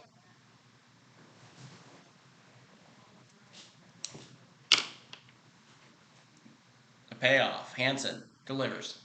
Swing and a miss. He strikes out Crossway despite the shaky 7th. Pierre does come away with a split. They get their 6th win of the year. They win it a 12-9 game. And that'll be it. So, Hardhats win the first one 16-5. They lose the next one 12-9 and a whole bunch of shootouts. They combined 21 runs in both of those games, 42 in the 2 games played. It is 10:02 local time. Hardhats going to head back home. They will play on Friday in the Firecracker Tournament. Hardhats TV will be bringing you Firecracker Tournament coverage starting at 11 o'clock on Friday.